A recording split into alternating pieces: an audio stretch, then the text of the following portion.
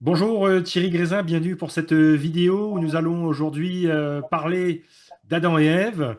Alors Thierry Grézin a un double profil qui est intéressant. Est-ce que tu peux nous en dire un petit peu sur toi en quelques phrases, Thierry Grézin, sur ce sujet d'Adam et Ève et surtout les deux profils qui ont fait que ça m'intéresse de parler avec toi? Bonjour Anthony, oui. Effectivement, bon, moi j'ai un profil à la base scientifique enseignant. Donc, moi j'ai un master en biologie-géologie et j'ai également fait des études de théologie et j'enseigne également maintenant dans la théologie. Et notamment dans ce thème-là, ce sujet-là, de création, évolution, d'archéologie, etc. Voilà, c'est un peu les deux casquettes si on veut. Deux belles casquettes. Voilà. Et puis, passionné d'enseignement, de rendre accessibles les choses et d'expliquer de manière simple, de vulgariser. Voilà, c'est quelque chose que j'aime beaucoup faire. Alors au niveau de la théologie, c'est-à-dire c'est quoi ton background, ta formation en théologie et où est-ce que tu as enseigné dans ce domaine-là? Alors là, moi, j'ai été en Israël faire une année d'études et puis après, j'en ai fait ici à distance en France. En fait, là, j'enseigne. Alors, j'ai enseigné à l'ITC, Institut théologique charismatique qui est basé à Toulouse. Et là, j'enseigne en ce moment à l'ITRC, dirigé par Rémi Gomez. Et pareil, donc c'est des cours qui se font à distance. Donc c'est l'Institut théologique réformé charismatique, et donc qui propose des cours voilà, à distance, essentiellement pour le moment.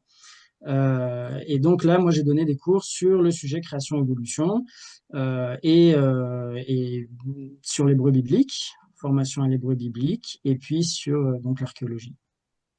D'accord, d'accord. Alors, je pense que les gens dans l'audience comprennent l'intérêt de pouvoir poser quelques questions à quelqu'un comme toi, parce que c'est vrai que des gens qui sont aussi bien formés académiquement en biologie et en théologie, c'est pas forcément le profil le plus courant, j'imagine, dans le monde francophone. Donc, c'est assez intéressant. Et bon, moi, je suis quelqu'un qui pose pas mal de questions. J'aime poser des questions. Et avec quelqu'un comme toi, bah, j'ai vraiment envie de parler d'Adam et Ève, en fait, là.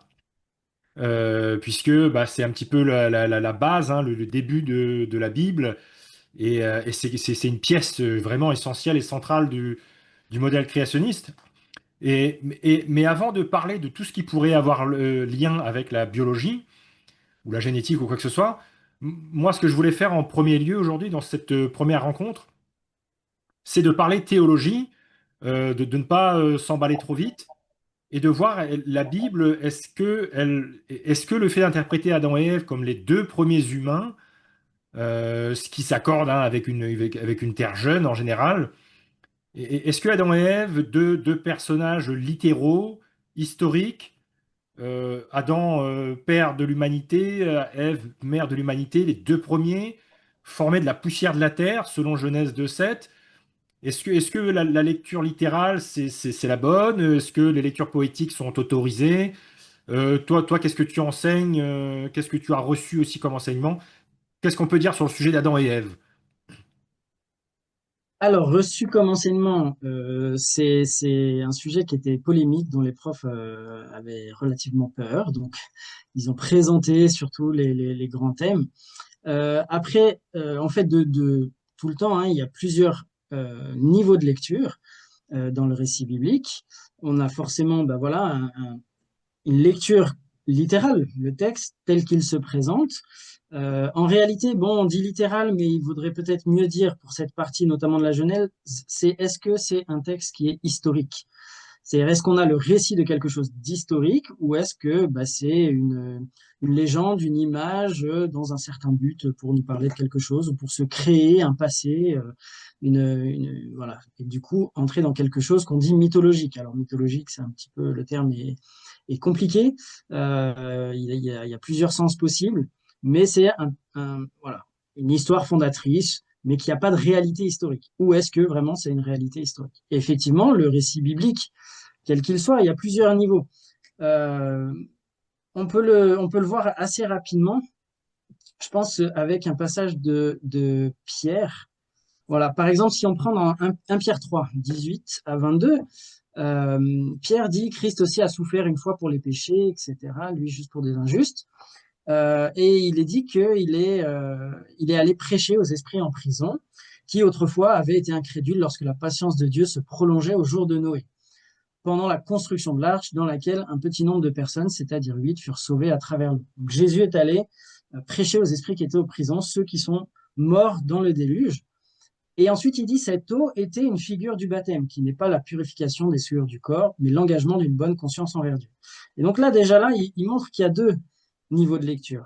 Ben, il y a un récit historique, Noé, le déluge, il y a Mhm. quelque chose qui s'est passé et qui est réel, puisque Jésus lui-même, lorsqu'il est mort, dans les 3 jours avant sa résurrection, est allé prêcher là-bas. Et donc, il y a des gens, et ils sont là, et ils ont vécu à ce moment-là, ils sont morts dans le déluge, c'est une réalité historique, un événement, et en même temps, l'eau du déluge était une représentation, ça imageait quelque chose.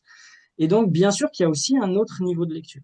Maintenant, cet autre niveau de lecture, allégorique, figuratif, n'annule pas pour autant la réalité historique. Et donc, on voit qu'effectivement, il y a ces différents niveaux de lecture, il y a toujours eu, et dans les pères de l'Église, au tout début, eh ben, il y a toujours eu évidemment ces différents niveaux de lecture qui existent aussi chez les Juifs, bien sûr, dans leur interprétation. Et il y avait deux grandes écoles. Et il y en a qui appuient davantage sur la réalité historique, de dire, bon, c'est quelque chose d'historique, de réel. Et après, évidemment, bah, il y a des représentations et une image.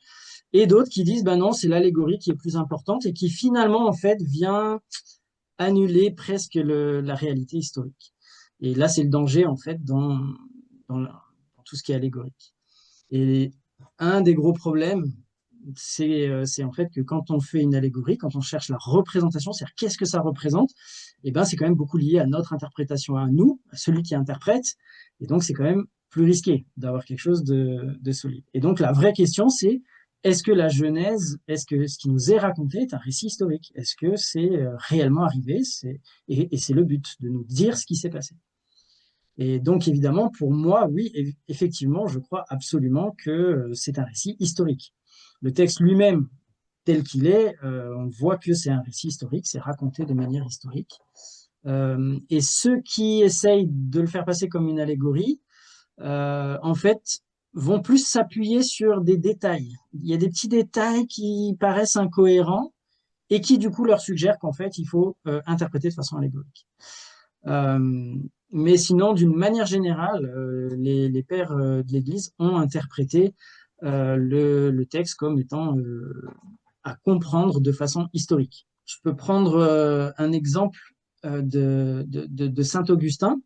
Saint Augustin, c'en est un de ceux qui, justement, pensait que les 6 jours de la création bah, étaient peut-être pas des vrais jours littéraux.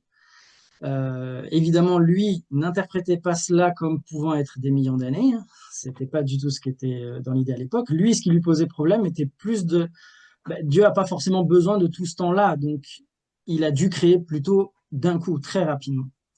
Mais pour autant, lorsqu'il va parler du Jardin d'Éden, euh, il va montrer que justement, la plupart des gens et des théologiens à l'époque, ben, il y avait toujours ces trois opinions. Il dit, il y en a une partie des gens qui souhaitent que le paradis soit compris uniquement corporellement. Donc, quand il dit paradis, hein, c'est l'Éden, le jardin d'Éden.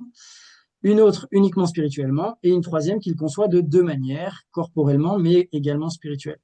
Et lui dit, ben voilà, je suis pour la troisième opinion. Et il dit donc, le paradis dans lequel Dieu a placé l'homme ne doit être compris que comme un certain lieu sur terre, à savoir celui où l'homme terrestre habiterait, et il doit être compris comme placé dans un Éden corporel. Donc il le comprend pour autant comme un récit historique et réel, malgré tout. Et, et évidemment, si on prend pareil, Thomas d'Aquin, il va être dans la même idée. Il va dire car tout ce que l'Écriture nous dit de l'Éden est consigné comme un fait historique. Et chaque fois que l'Écriture recourt à cette méthode, nous devons nous en tenir à la vérité historique du récit comme fondement de toute explication spirituelle que nous pourrions proposer. Donc voilà, on voit là ici saint Thomas d'Aquin, pareil, c'est c'est la même idée de ici on a un récit historique qui nous est donné et on doit se cantonner à ça du coup dans l'interprétation. Les réformateurs, Martin Luther, pareil, Martin Luther était même extrêmement rationnel et posé dans sa façon de l'interpréter, je trouve. Euh, et lui va dire, lorsque il est dit matin, jour ou soir, son sens est le même que le nôtre lorsque nous utilisons ces termes sans aucune allégorie. Voilà, Dieu nous a parlé de manière simple, de manière intelligible, avec les mots compréhensibles pour nous et pas dans des sens allégoriques. Donc Ok. voilà, pour faire un parcours un peu rapide, la grande majorité pense à une lecture historique. Et pourquoi, on va dire alors, ça a changé? Pourquoi tant de... Parce que, corrige-moi hein, vraiment si je me trompe, mais j'ai l'impression que la création, et notamment la partie sur Adam et Ève, la partie historique, j'ai l'impression que si on prend les catholiques, les orthodoxes, les protestants, les juifs, les musulmans, pour ne faire que 5 groupes, j'ai l'impression qu'il y avait on peut presque parler d'unanimité sur la jeune terre et sur l'historicité d'Adam et Ève. Mhm, Je veux dire, il y avait une telle unité telle on souhaiterait peut-être en voir sur d'autres sujets et qu'on n'a pas. Ça a mhm, créé d'ailleurs des schismes dans l'histoire, des séparations. Mais là, vraiment sur la création, on a l'impression que, enfin, je dois vraiment abréger la chose, mais on a l'impression quand même qu'il y avait quand même une forte unité et jusqu'à un certain moment. Et donc pourquoi ça devient un débat aujourd'hui? Pourquoi c'est devenu un débat alors que c'était pas vraiment le premier sujet de discordance entre les églises avant, quoi. mhm. Ouais, tout à fait. Alors, la naissance de cela, vraiment, c'est il y a 200 ans, 200, 300 ans, à partir du siècle des Lumières. Et en fait, la vraie question, si on peut, pareil, simplifier, résumer, c'est une question d'autorité. Qu'est-ce qui fait autorité? Les réformateurs ont amené, hein, bien sûr, cet aspect de la Bible fait autorité. Et donc, on est à peu près unanime pour nous que le récit biblique fait autorité. Bien sûr, il y a de l'interprétation. Donc pour d'autres groupes comme les catholiques, la tradition, c'est-à-dire comment les pères ont interprété, etc. Là aussi, il y a une autorité et on le comprend aussi de ce côté-là, bien sûr. Mais voilà, la parole de Dieu fait autorité. La Bible, pour nous, fait autorité. Sauf que du coup, à partir de la révolution industrielle, la révolution scientifique qui a eu lieu il y a 200, 300 ans, eh bien, la science a été élevée au rang d'autorité aussi. C'est-à-dire que on a amené la science comme étant une autorité. Et donc, on a ce combat d'autorité. Donc, qui dit la vérité, en fait? Est-ce que c'est la science des hommes ou est-ce que c'est la Bible? Et donc, il y a eu ce conflit d'autorité. Et à partir du 19e siècle, je trouve, eh bien, il y a eu, comment dire, la science a commencé à dominer sur la parole de Dieu et sur l'interprétation. Et en fait, c'est un combat entre raison et foi qui domine. Est-ce que c'est la foi dans la parole de Dieu ou est-ce que c'est la raison? C'est moi, par mon raisonnement, mon analyse, qui vais dominer dessus et dire qu'est-ce qui dans la Bible est vrai, pas vrai, etc. Et où est la vérité? Et moi, dans mon analyse du monde, ma compréhension du monde par mes expériences, mon observation. Donc, c'est qu'est-ce qui fait autorité?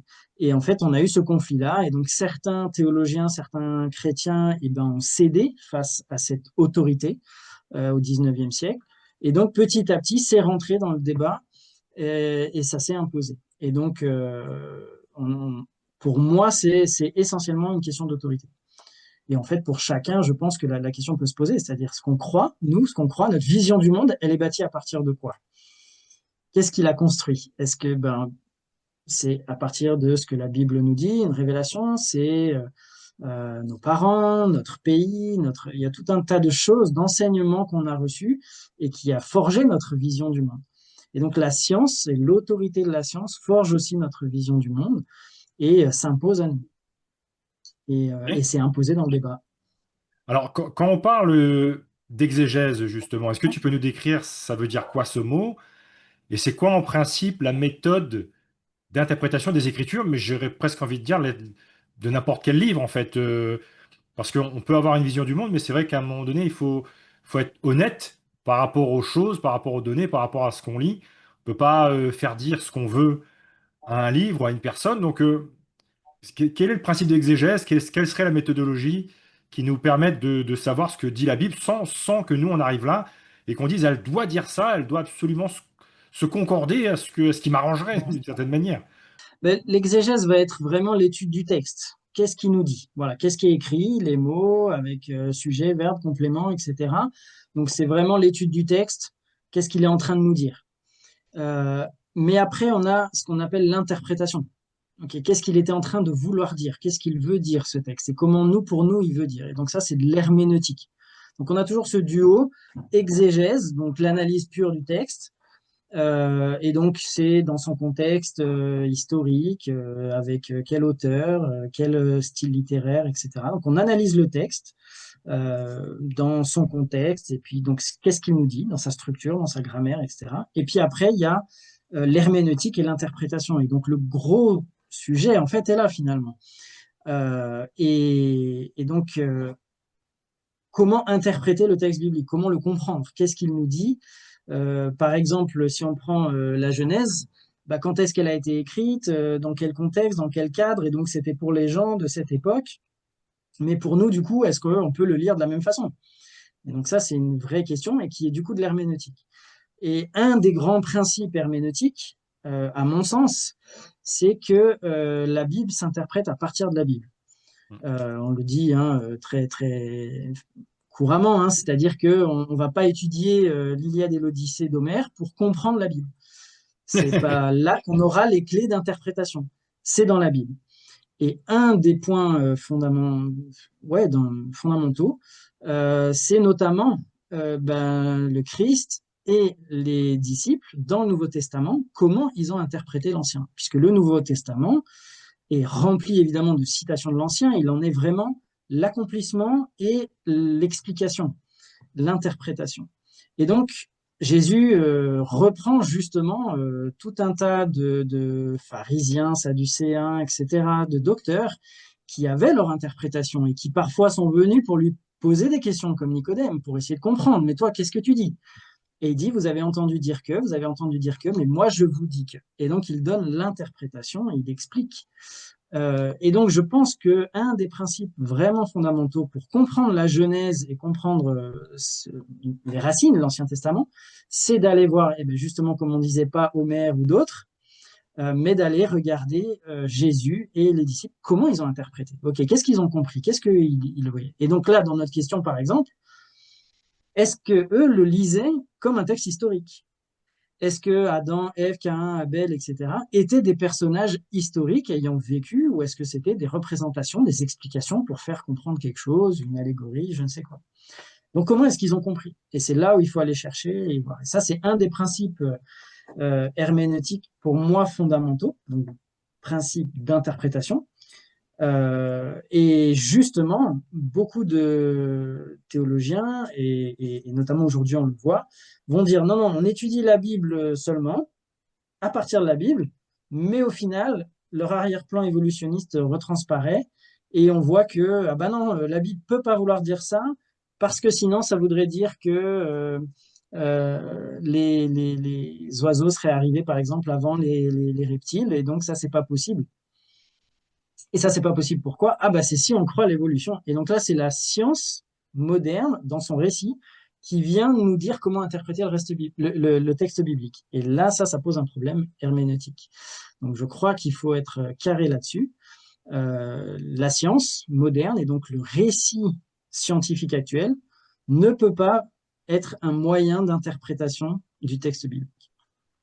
Alors, C'est-à-dire c'est que le texte intéressant que tu biblique, dises, c'est intéressant que tu dises ça parce que moi, j'ai quand même reçu de la part de certains critiques hein, chrétiens qu'il fallait prendre en compte les récits sumériens et mésopotamiens pour pouvoir lire la Bible. Donc, c'est ce qui pose un gros problème d'autorité, un gros problème de cohérence, parce que du coup, personne ne pourrait comprendre la Bible, à moins que ce soit un chercheur qui ait étudié plein de textes mésopotamiens. Donc, le fait de dire que la Bible ne s'interprète qu'à partir de la Bible, euh, moi, je l'entends, ça me paraît honnête, hein, mais beaucoup vont dire non, non, non, il faut prendre les récits mésopotamiens en compte. Euh, Qu'est-ce que tu pourrais dire à ça? bah, en fait, ça c'est assez simple, c'est qu'en fait on retrouve des récits mésopotamiens qui sont très anciens et qui sont similaires aux récits bibliques.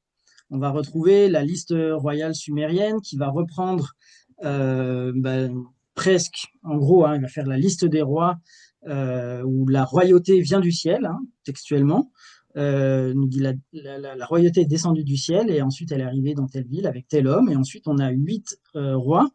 Alors, après, il y a différentes sources, 9 ou 10, hein, mais pour le plus ancien qu'on avait, il y avait 8 rois. Et ensuite, le déluge. Et donc, on a le déluge. Avec des âges longs. Et ils ont des âges très longs.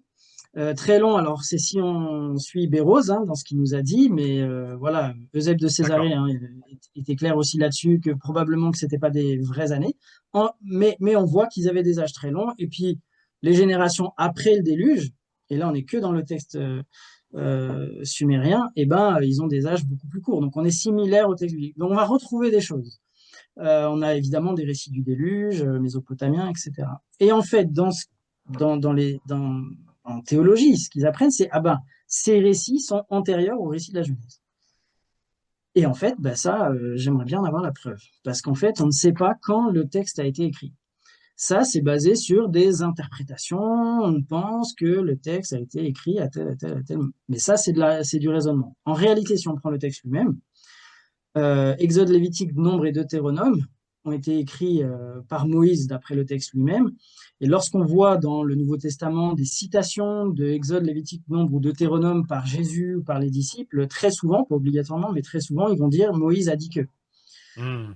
Or, quand on a des citations de la Genèse, c'est jamais dit Moïse a dit que. Jésus, par Oui. exemple, va dire n'avez-vous pas lu que au commencement, etc. Mais il dit pas que Moïse a dit. Donc, on n'a pas l'auteur de la Genèse. Puisque c'est le problème avec le livre de la Genèse, on sait que la Torah a été donnée par Moïse, mais toute la Genèse parle de choses qui étaient antérieures à lui. Donc, comment il a su? Quelle est la Et meilleure donc, théorie? et donc du coup, bah, l'origine de la Genèse, on ne la connaît pas. Alors, le premier truc, moi, que je voudrais insister, c'est qu'on ne le sait pas. On peut faire ensuite des hypothèses. Et donc là, D'accord. c'est comme tu dis, voilà, on va faire des théories, et il y en a certaines, et qui sont intéressantes en soi, et on peut les faire. Mais par contre, elles doivent rester des hypothèses. Hmm. Elle ne, on ne peut pas être certain. Et donc, on ne peut pas après interpréter et faire poser de la doctrine sur notre hypothèse. Et c'est là tout le problème. C'est qu'à partir du moment où on va dire, ben non, il faut prendre en compte les textes mésopotamiens, c'est parce qu'on fait une hypothèse que le texte biblique est postérieur et donc inspiré de ces textes-là. Et donc, il faut les connaître, puisque c'est eux qui sont la source de. Sauf que non, pas du tout. Et ça, on n'en sait rien. Et notamment, on ne sait pas s'il n'y a pas eu des écrits qui n'ont pas été transmis du monde antédiluvien par Noé, etc., transmis à Abraham, qui les a transmis à Joseph et Moïse, et que ça s'est fait sur cette base-là. Ça, on n'en sait rien. On n'a aucune preuve de Alors, rien. dans la Genèse, on a 10 sections, je crois, naturelles, qui seraient ce qu'on appelle les Tolédophes. Tolédote. Oui, tout à fait. Alors, est-ce que tu pourrais dire un mot là-dessus? Parce qu'on a l'impression que ça reprend un peu l'histoire de certains patriarches, comme si c'était des choses qui auraient peut-être même pu circuler indépendamment, peut-être? Alors en fait, c'est pareil, c'est une sorte de structure. C'est un mot qui apparaît que dans la Genèse, le tolédote, qui vient de la racine yalad, qui est engendré, et donc qui est souvent traduit par postérité. Donc, par exemple, vous avez Genèse 5, voici la postérité de, c'est voilà le tolédote de. Donc voilà ce qu'il a transmis. Et donc il y a donc ça, ce mot-là, il vient un petit peu structurer la Genèse. Comme tu disais, hein, on a un peu voilà, on a une section, et ensuite, voilà la postérité de, puis une autre section, voilà la postérité de.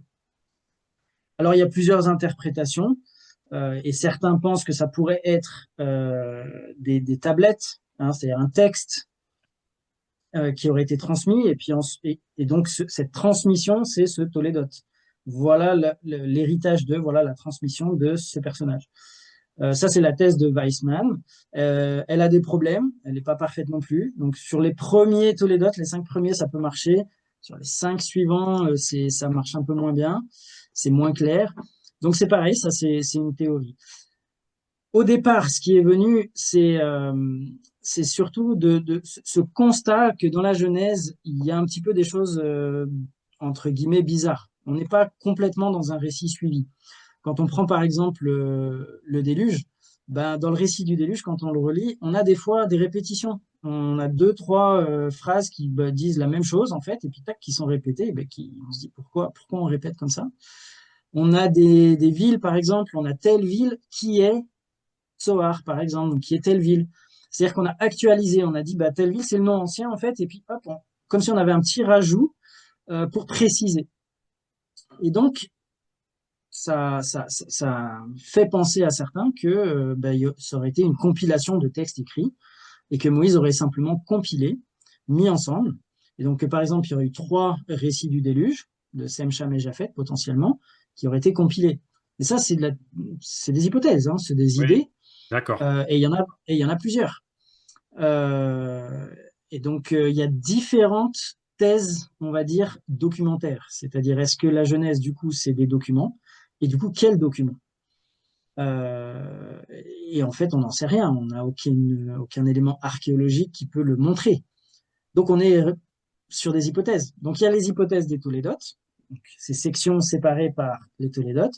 Et puis, il y a la thèse documentaire classique, qui a été largement démentie depuis, mais qui est, ben voilà, quand c'est marqué l'Éternel, quand c'est marqué Yahvé, euh, ou Dieu, hein, Elohim ou Yahvé. Donc voilà, alors eh ben, c'est un auteur, quand c'est Yahvé, ben, c'est un autre auteur. Mais ça on n'en sait rien. C'est tout de l'hypothèse. Et donc, faire des hypothèses, en soi, on a le droit, on peut, et c'est intéressant d'aller chercher et étudier. Là où il faut faire attention, c'est quand après on prend nos hypothèses pour des vérités et qu'on établit de la doctrine et notre propre vision du monde en disant bah maintenant la Bible dit que sur la base au final de ces hypothèses. Et ça, par contre, c'est très dangereux. Donc il faut être au clair sur nos fondements, nos a priori et nos hypothèses de base.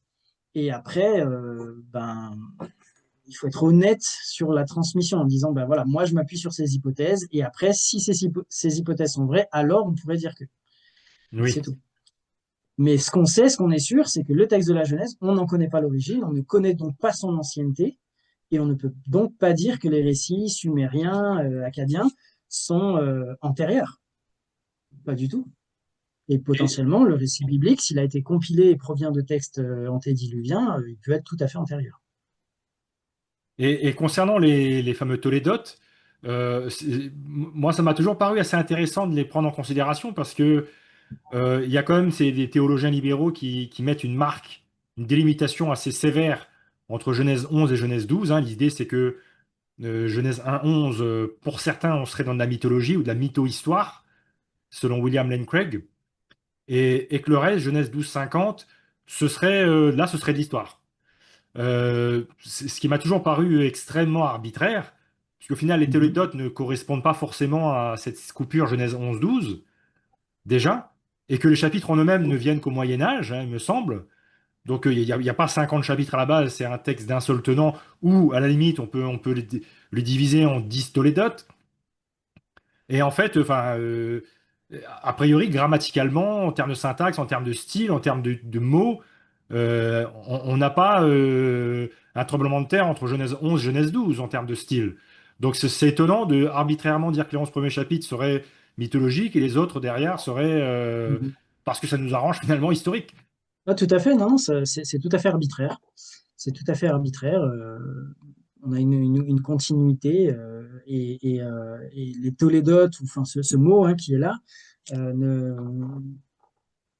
ça va être notre interprétation, ce qu'on va en faire.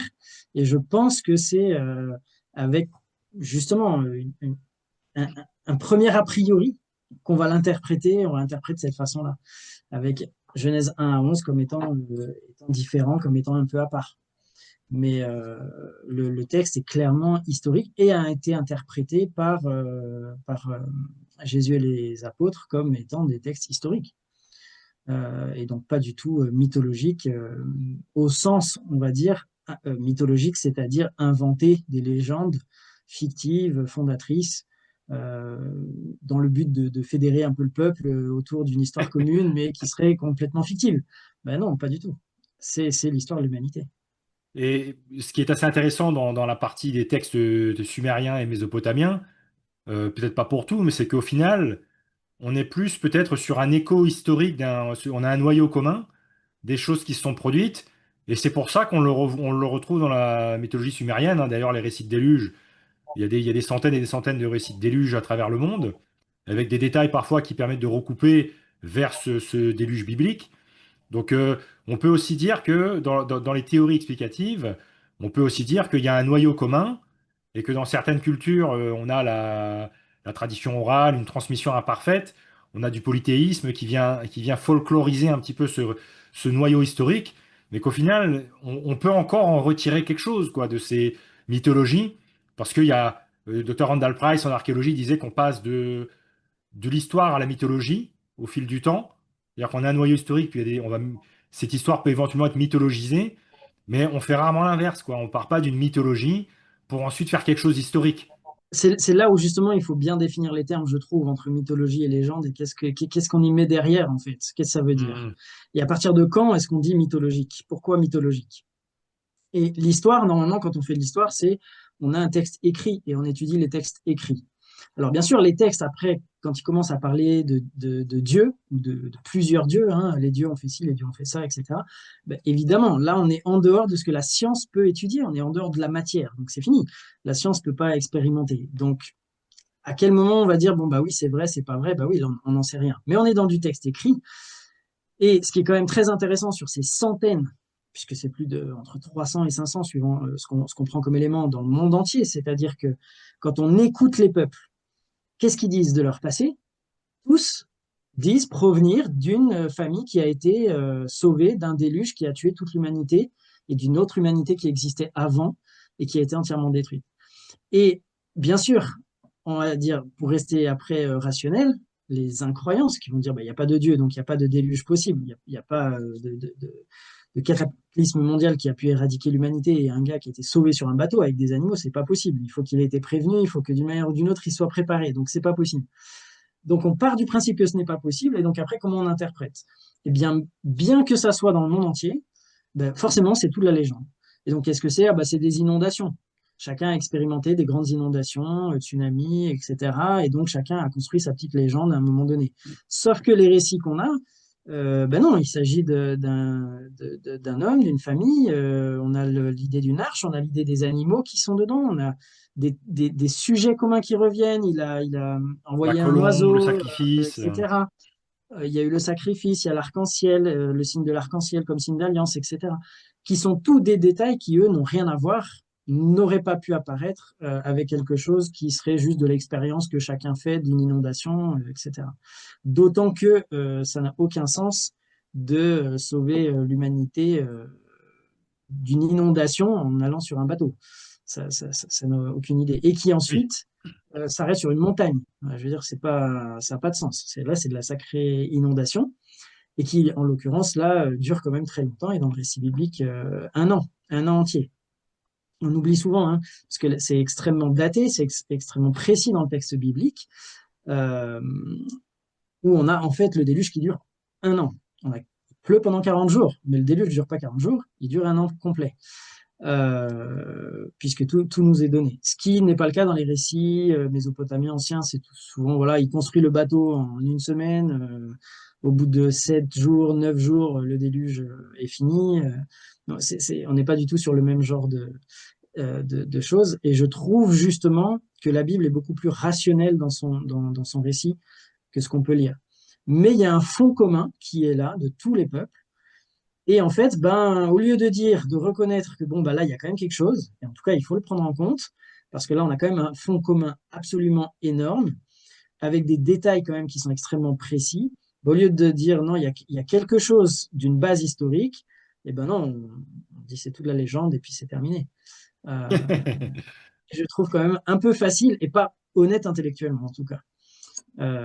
Mais après, évidemment, chacun se construit sa vision du monde et croit ce qu'il veut. Là-dessus, il n'y a pas de souci. On peut être libre de croire ce qu'on veut. Mais quand même, je trouve qu'il y a ici quelque chose de vraiment important. Et donc, de retrouver tout ça d'un point de vue archéologique, c'est quand même extrêmement fort. Parce que pendant très longtemps, pendant des siècles, il n'y avait que le récit biblique. Et il n'y avait que le récit biblique qui parlait de tout ça. Et évidemment, les non-croyants avaient de quoi y remettre en question jusqu'à ce que 1872, on retrouve à Ninive. Alors déjà, on retrouve Ninive, c'est une première chose. Oui, parce que ça aussi, c'était C'est quand nié. même biblique. Comme les C'était Hittites et déjà tout quand même ça, Belshazzar, enfin, toutes ces histoires-là. exactement. Et en plus, on y retrouve des récits justement de déluge, etc., avec un homme sur un bateau, avec les animaux qui s'arrêtent sur une montagne, qui lâchent une colombe, etc. Enfin, il y a quand même, voilà, il y avait pour la première fois quelque chose en dehors de la Bible qui en parlait. On avait des textes anciens qui disaient que d'autres le disaient. Donc, c'est-à-dire qu'on avait les écrits, par exemple, de Flavius Joseph, qui, lui, cite tout un tas d'auteurs antiques qui le disent, et d'auteurs païens, d'auteurs grecs, égyptiens, il cite notamment Béroz, Manéthon, etc., plusieurs, en disant, voilà, tous ces gens-là le pensent aussi et en parlent du déluge. Et non seulement ça, mais on a quand même très longtemps, et notamment si on prend le cas de Béroz, qui disent que l'arche y est encore et que en fait elle est sur telle montagne et que des gens prennent le bitume qui est dessus pour en faire des talismans.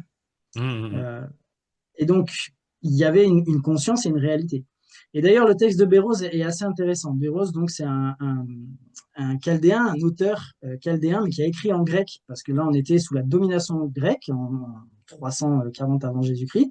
Et donc il a écrit son histoire de Babylone. Et dans l'épopée de Gilgamesh, la montagne qui est dite, c'est le mont Nizir. Donc c'est une certaine montagne, mais on doute vraiment de l'interprétation. Donc lui connaissait ça, il avait ça, mais il ne dit pas ça. Il ne dit pas qu'elle est sur le mont Nizir, mais il dit la montagne des Cordéens donc qui est sur les monts Ararat, hein, dans l'Urartu. Et il cite cela parce que justement sur la base de témoignages oculaires qu'il a. Donc là, ce témoignage-là, il est quand même aussi assez intéressant. C'est-à-dire qu'à l'époque, dans l'Antiquité, l'arche était connue comme étant encore présente, dont les restes étaient encore là. Et ça, on a Hum. beaucoup de textes qui en parlent, et les auteurs antiques en parlent. Il y a ne serait-ce que 2000 ans, et même après, il y a le Moyen Âge, un petit peu avant, au Moyen Âge, on en a qui parlent encore, et que les restes y sont encore. Donc, c'était pas anodin, et les gens le savaient. En revenant à Adam et Ève et en revenant sur ce que tu disais, la Bible s'interprète à partir de la Bible. C'est d'ailleurs une règle qu'on se donne pour étudier les prophéties de l'Apocalypse, etc., hein. C'est une bonne méthode, hein. C'est peut-être la seule. Euh, C'est un fondement. quelle serait la démonstration biblique pour toi sur Adam et Ève, sur le fait qu'ils soient vraiment les premiers? Parce que c'est vrai que quand on va parler dans la deuxième partie de biologie, il faudra qu'on ait établi ces bases, quoi. Parce qu'une fois que la Bible aura dit ce qu'elle a à dire, bon, après, effectivement, on peut voir, est-ce que ce qu'elle dit, ça correspond à quelque chose? Est-ce qu'on retrouve un petit peu les éléments bibliques en science? Ou est-ce que quand on va regarder la science, on ne trouve absolument pas des choses qui confirment la Bible? Mais déjà, il faut bien confirmer ce que dit la Bible. Donc, est-ce que tu aurais, toi, des versets, des choses qui soient plutôt claires sur le fait qu'Adam et Ève, effectivement, ce sont bien les premiers ou pas, hein. Peut-être que la Bible peut ouvrir la porte à ce il y ait une race pré-adamique, hein. C'est des choses que j'entends depuis des années. Comment on peut attaquer ce sujet-là? La Bible est assez lacunaire finalement quand on regarde bien. Au niveau de la Genèse, on a peu de choses. C'est-à-dire qu'on a près de 2000 ans qui nous sont racontés en quelques lignes au final. Pour quelles raisons? Il n'y a pas tous ces détails. Je pense qu'en fait, évidemment, c'est pas l'objectif initial de Dieu de nous donner tous les détails de ce qui s'est passé, mais de nous donner juste ce qu'il nous faut pour qu'on comprenne ce qui s'est passé, qu'on comprenne nos origines pour savoir notre futur. Et c'est surtout ça ce qui est fondamental. Et par rapport du coup à Adam et Ève, je pense que le fondement, il est là. Euh, Dieu nous a donné juste ce qu'il fallait pour qu'on puisse savoir où est-ce qu'on va. Et dans les récits, le récit de la Genèse, il y a 4 événements absolument majeurs qui sont évidemment la création, la chute ensuite d'Adam et Ève, on a le déluge et ensuite la tour de Babel. Ces 4 événements sont absolument fondamentaux pour comprendre le monde dans lequel on est. Sans ces éléments-là, on ne peut pas comprendre ce qui se passe. Ou en tout cas, il va falloir interpréter d'une façon ou d'une autre, et difficilement. Mais Dieu nous a avertis, nous a donné ces éléments-là en peu de mots, mais pour nous faire comprendre d'où on vient, qu'est-ce qui est à l'origine de ce qu'on est. Mais évidemment, le but de Dieu, et au travers de la Bible, c'est le salut de l'homme.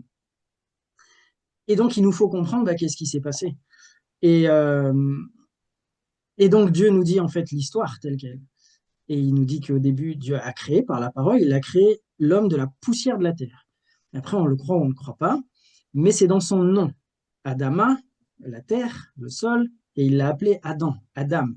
Donc, il tire son nom de ce qu'il est, de son origine. Il vient du sol, donc il vient pas d'ancêtres autres, et il n'y avait pas d'autres sociétés adamiques. Et le Nouveau Testament est clair là-dessus, que Adam a été le premier homme, Adam, et ensuite le dernier qui est Christ. Donc il y avait un premier homme, et la Bible est très claire dans la Genèse, et elle est claire dans l'interprétation après.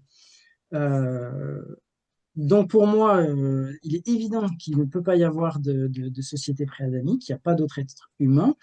Et le Nouveau Testament est clair, Paul est clair là-dessus, que Adam est le premier homme, Adam. Je vais lire deux, trois petits versets sur le sujet euh, qui, euh, qui vont, à mon avis, être très clairs. Par exemple, si je lis Actes chapitre 17, verset 26. Donc ici, ici, c'est pas l'apôtre Paul, mais c'est plutôt le Luc, hein, qui a écrit les Actes, si je me trompe pas. Oui, mais Acte 17, il doit reprendre Paul, non? Ah oui, il doit C'est reprendre Paul, oui, oui. c'est Paul à Athènes, hein, donc ça Oui, doit c'est être ça. ça.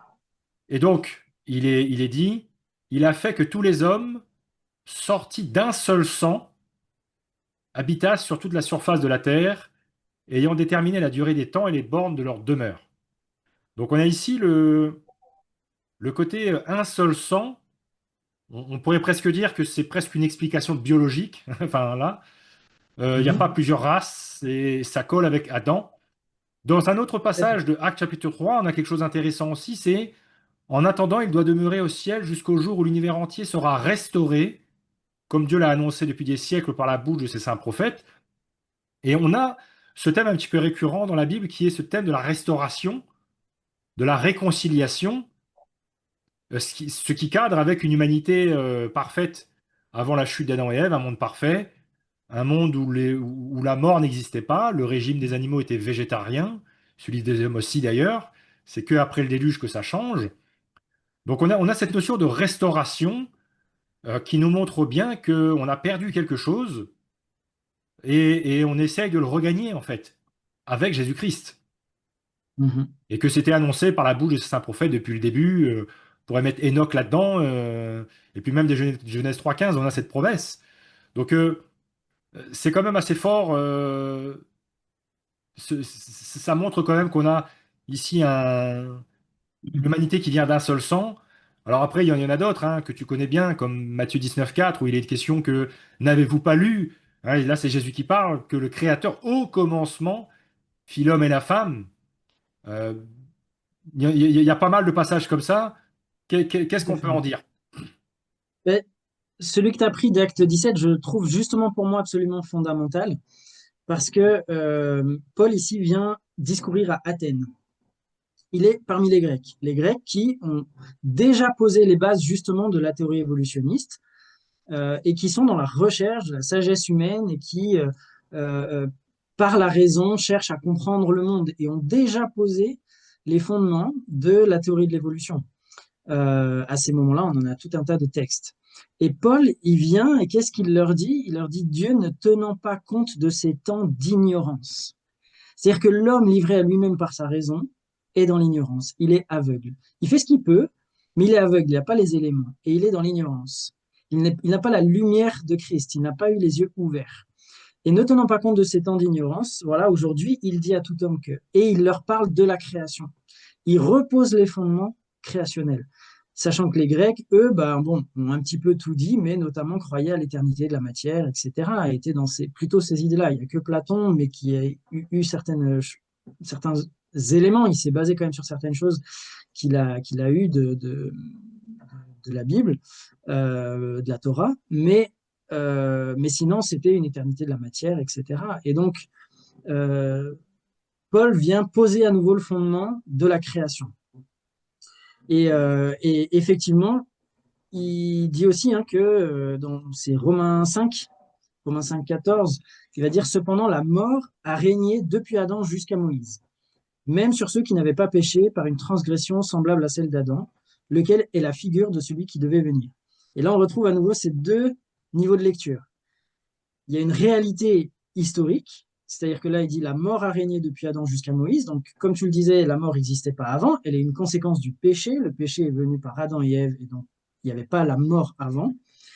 Et elle a régné d'Adam à Moïse. Donc, Adam est forcément quelqu'un d'historique. Sinon, Moïse ne l'est pas non plus. Ouais, oui. Et là, il les prend comme deux historiques. Et en même temps, Adam était une figure de celui qui devait venir. Il y a aussi, bien sûr, une image. Il représentait quelque chose. Mais ça n'est pas une histoire inventée pour représenter quelque chose. Il est une réalité incarnée qui représente quelque chose. Euh, et ensuite, donc, ce qui se passe, c'est que l'homme a péché, Adam a péché, et toute l'humanité a été enfermée dans la mort, au final. Et nous naissons dans le péché, et nous naissons séparés de Dieu. Et donc, un seul homme a péché, et nous sommes tous dans la condamnation. Et donc, Dieu nous avertit en nous disant, ben non, j'ai créé l'homme par la parole, j'ai dit, et cela fut ainsi, de la poussière de la terre. L'homme a péché, il a choisi de se détourner de Dieu, et ça vous a tous enfermés dedans, ça vous a tous séparés. Le monde a dû être maudit à cause de ça. Le monde dont l'humanité devait être les rois, et avec une bonne domination, une gestion, l'homme s'est séparé de Dieu et a choisi de faire sans Dieu. Et donc Dieu nous avertit, il nous dit voilà ce qui s'est passé et voilà donc l'état dans lequel vous êtes maintenant. Mais il y a la grâce de Dieu qui fait que avec l'obéissance d'un seul homme, on peut tous être sauvés. On pourrait dire mais c'est injuste, moi j'ai rien fait, c'est Adam qui a péché et moi je paye les conséquences, j'ai rien fait. Ben oui, c'est le cas, je n'ai rien fait au départ, je subis les conséquences de ça, mais Dieu, dans sa grâce, avant même aussi que moi je sois né, a envoyé une solution, et la solution, elle m'est disponible, sans que j'ai rien à faire non plus. C'est lui qui Oui. a tout fait pour. Et c'est exactement donc ce qu'il dit. Si par l'offense d'un seul, la mort a régné, par lui seul, à plus forte raison, ceux qui reçoivent l'abondance de la grâce et du don de la justice régneront-ils dans la vie par Jésus-Christ lui seul. Donc Paul est très très clair là-dessus, sur l'historicité d'Adam, sa réalité, pour dire, ben oui, il a existé, il a vraiment péché, et c'est pour ça qu'il y a la mort, mais en même temps, il y a cette solution qui est Christ, et il vient l'annoncer à ceux qui étaient dans les ténèbres et dans l'ignorance. Donc, Thierry, est-ce qu'on ne devrait pas aussi mentionner l'arbre de vie? Parce que j'ai l'impression que des fois, dans ce genre de conversation, on oublie un petit peu cet arbre de vie, qui est un arbre littéral, je pense, hein, qui est un arbre qui fait partie de la scène Tout à fait, historique. Et tout à donc, fait. il est question à la fin de Genèse 3 que Dieu chasse Adam et Ève du jardin pour qu'ils ne puissent plus se saisir du fruit de l'arbre de vie, parce que sinon ils vivraient Mhm. éternellement. Donc c'est un peu comme si que même après le péché, si Dieu avait laissé Adam et Ève dans le jardin, ils auraient quand même pu prendre l'arbre de vie et vivre éternellement, même après le péché, mais que comme ils ont été chassés de ce jardin-là, jardin probablement détruit lors du déluge, plus Absolument. d'arbres de vie aujourd'hui sur terre.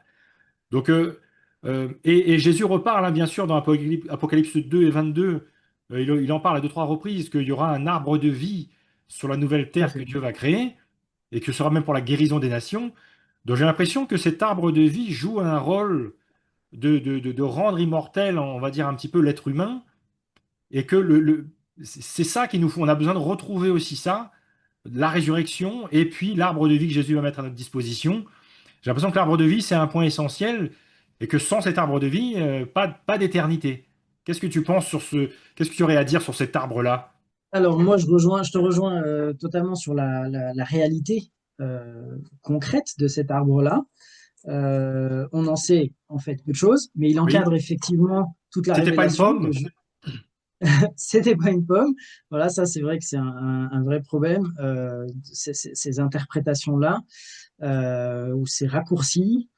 C'est évidemment pas une pomme, mais c'était vraiment un arbre, et il y en avait deux, en l'occurrence, l'arbre de vie et l'arbre de la connaissance du bien et du mal. Donc, nous, ben, on n'a plus accès à ça. Et donc, on est en dehors de la science pour essayer de l'étudier. Donc, on est contraint à la révélation et ce qu'il nous en est dit, et il nous en est dit relativement peu. Mais effectivement, on constate que Dieu chasse au final pour protéger l'homme. Dieu a décidé d'enfermer le péché dans la chair et a donc condamné la chair à la destruction, au final pour notre salut. C'est pour notre bien qu'il l'a fait. Et donc, il nous préserve et il préserve la chair de vivre éternellement grâce à cet arbre qu'il avait créé au départ pour que la chair vive éternellement. Euh, et il nous protège de ça à cause du péché et il a choisi d'enfermer le péché dans la chair et de vouer la chair à la destruction. Et au final, ce monde-là aussi à la destruction. Ce monde a été voué à la vanité, il nous est dit, et à la destruction. Et il y aura une nouvelle terre, etc. Et à nouveau un arbre de vie. Et donc, qui est la promesse d'une éternité et d'un Éden retrouvé. Au fond de chacun d'entre nous, on a au final cette aspiration de ce jardin de délices, de plaisir, etc. On est vraiment dans cette attente, dans cette recherche au final de mais quand est-ce qu'on aura la paix, la joie, la sérénité. On est en fait dans cette attente et dans cette recherche qui nous révèle qu'effectivement c'est quelque chose duquel on a été chassé. On a au fond de nous cette aspiration. Mais Dieu met en nous cette aspiration et cette pensée de l'éternité justement pour qu'il y ait en nous cette aspiration et qu'elle nous pousse à aller chercher Dieu, chercher Christ pour pouvoir être sauvés et retrouver effectivement cet Éden que Dieu nous promet pour l'éternité. De retrouver au final, et ce que tu disais, cette restauration et que toutes choses seront restaurées. En attendant, l'homme a péché, mais Christ est venu et l'homme peut être sauvé, simplement par le moyen de la foi. Oui, finalement, la mort devient nécessaire dans un monde où le péché est là. Ce qui est lié au sujet aussi au sujet de la réduction de l'espérance de vie après le déluge, hein, parce que les hommes vivaient jusqu'à 900 ans environ avant le déluge et ils ont commencé à perdre de l'espérance de vie par la suite pour atteindre 120 ans maximum, qui est l'âge que Moïse atteint. Et c'est vrai qu'on peut comprendre ça parce que euh, si un dictateur il peut vivre 900 ans, ça va faire mal, quoi. Donc c'est vrai que on a besoin aussi de cette le fait de mourir assez rapidement, c'est finalement une bonne chose que l'Éternel a mis en place pour que la terre soit à peu près vivable. Et j'ai toujours eu tendance à penser que la jeune terre et la version historique d'Adam et Ève était importante pour expliquer le mal, l'injustice et la souffrance, parce que cette explication-là, on la perd, à mon avis, dans un scénario vieille terre et dans un scénario évolutionniste, parce que on dit que la mort a toujours existé, que la souffrance a toujours existé, que les maladies et les cancers ont toujours existé, bien avant Adam et Ève, bien avant le péché d'Adam et Ève. Et donc, c'est à se demander à quoi sert Jésus-Christ, en fait, dans cette vision-là, puisque du coup, si la mort a existé avant le péché, pourquoi n'existerait-elle plus après le péché? Enfin, en fait, on a l'impression qu'il n'y a pas de lien entre le péché et la mort. Dans le scénario évolutif, ce serait même presque Dieu qui a créé le monde dans un état de violence, alors que non, bibliquement, il l'a créé dans un état parfait. Il est question de Tov Méod à la fin de Genèse 1, et c'était très bon. Ouais, et quand Dieu dit que c'était très bon, ça devait vraiment être super. On a Ésaïe 11:6 où on voit que le lion vivra avec le chevreau ou le loup avec l'agneau, des choses comme ça. Donc on voit que c'est ça l'idéal de Dieu. Donc est-ce que tu aurais un commentaire, toi, sur cette partie de la souffrance comment la Bible explique la souffrance, en fait, le mal, l'injustice? Absolument, justement, ouais. Et en fait, c'est un peu comme tu le dis, ça résume absolument tout. C'est-à-dire que l'évolution et la création, au fond, leur racine, c'est quoi? C'est que dans ce monde, on voit deux choses. On voit que c'est magnifique, c'est merveilleux, on a une évidence de conception, de beauté de la nature, comme on va le dire. C'est magnifique. Et en même temps, il y a la mort, il y a la souffrance, il y a la destruction. Comment on peut allier les deux? Comment on peut comprendre ça, en fait? Comment ça se fait que c'est magnifique, c'est d'une beauté incroyable, une merveille de conception et d'ingénierie, c'est beau, c'est fabuleux. Et en même temps, il y a la mort, la souffrance, la destruction. Mais comment on met les deux en même temps? Et la Bible vient disant Dieu est bon, il est amour, il a créé. Oui, mais alors pourquoi la mort, la souffrance? Pourquoi on vit tout ça? Pourquoi est-ce qu'on souffre chaque journée? Et donc les évolutionnistes se posent les mêmes questions, ils ont le même constat sous les yeux. La théorie de l'évolution, elle se veut une réponse à ça sans Dieu. Elle dit, ben non, en fait, la mort et la souffrance, c'est le moteur nécessaire pour pouvoir avoir la complexité, la beauté, etc. Tout ça vient d'un processus de mort et de sélection. C'est-à-dire qu'il faut la mort du plus faible, de ce qui est raté, de ce qui est abîmé. Il faut sa destruction. Et là, ça va sélectionner ce qui est parfait et qui va pouvoir s'améliorer. Donc, on part d'une matière qui est inerte à une matière qui est tout à coup vivante et puis tout à coup pensante, prend même conscience d'elle-même. Mais donc, dans cette progression, grâce à quoi? Grâce à la mort. Et Darwin, à la fin de son livre, le dira lui-même, je le cite, il dit, le résultat direct de cette guerre de la nature, qui se traduit par la famine et par la mort, est donc le fait le plus admirable que nous puissions concevoir, à savoir la production des animaux supérieurs. N'y a-t-il pas une véritable grandeur dans cette manière d'envisager la vie? Je pense que C'est-à-dire, non. n'est-ce Mais pas merveilleux, cette façon d'envisager la vie où la mort et la famine est en fait super bénéfique, puisque c'est la production des animaux supérieurs qui nous permet d'arriver jusqu'à la matière pensante. Donc la mort est en fait l'outil est quelque chose de fabuleux. Et donc on concilie, on dit bah oui voilà pourquoi c'est beau et magnifique, bah, c'est grâce à la mort, il nous la faut, elle est nécessaire, elle est normale, la souffrance, bah oui mais c'est normal, il nous la faut, c'est grâce à ça qu'on a cette production. La Bible, justement par la révélation de Dieu, nous dit exactement tout le contraire. Elle nous dit non. La beauté, cette merveille d'ingénierie nous parle de Dieu. Cette beauté nous parle de Dieu, de qui est Dieu. Mais l'homme a péché. Et l'homme s'est séparé de Dieu, s'est séparé de la vie, et la mort est entrée dans le monde. La mort en conséquence de sa séparation avec la vie, puisque la Bible nous dit que en Dieu, dans le Père était la vie, et dans le Fils est la vie. En lui, il y a la vie. Et donc tout ce qui est séparé de lui, et nous, par notre péché, notre indépendance, notre désobéissance, on s'est séparé de la vie et donc on est mort. Et l'humanité est morte à partir de là, et la création est morte, et la mort est entrée dans le monde. Et on a ce double témoignage, du coup, maintenant. Et la Bible nous dit que la mort et la souffrance que l'on voit vient de notre péché. Et ça doit nous ramener justement à nous-mêmes. Qu'est-ce qui nous empêche et qu'est-ce qui nous fait prendre le parti évolutionniste de dire ben, finalement la mort et la souffrance c'est bien en fait. C'est notre orgueil de ne pas vouloir nous repentir tout simplement de notre péché, reconnaître que en nous il y a pas il y a rien de bon, ce n'est pas je vais pas trouver en moi ce qu'il faut pour être à la hauteur de ce que Dieu attend, mais que j'ai besoin de lui et que j'ai besoin de sa grâce. Et Dieu est là prêt à la donner. Il a tout fait parce que justement lui est amour. Et ensuite, il y aura une restauration. Et la Bible nous dit que la mort est un ennemi. Elle a été nécessaire pour que nous puissions arriver à la vie. C'est la conséquence du péché. Il a enfermé le péché dans la chair et la chair sera détruite avec le péché et la mort sera vaincue. Et la mort, dans le récit biblique, et pour Dieu, c'est un ennemi et c'est le dernier ennemi qui sera vaincu. et donc c'est Et pas donc son on a ami ici, pour là, créer quoi. voilà. Et donc évidemment, ça n'est pas ce que Dieu a utilisé pour créer. Et en soi, il y aurait évidemment une vraie contradiction, puisque Dieu n'a pas lancé les choses et puis ben, on va voir ce qui se passe.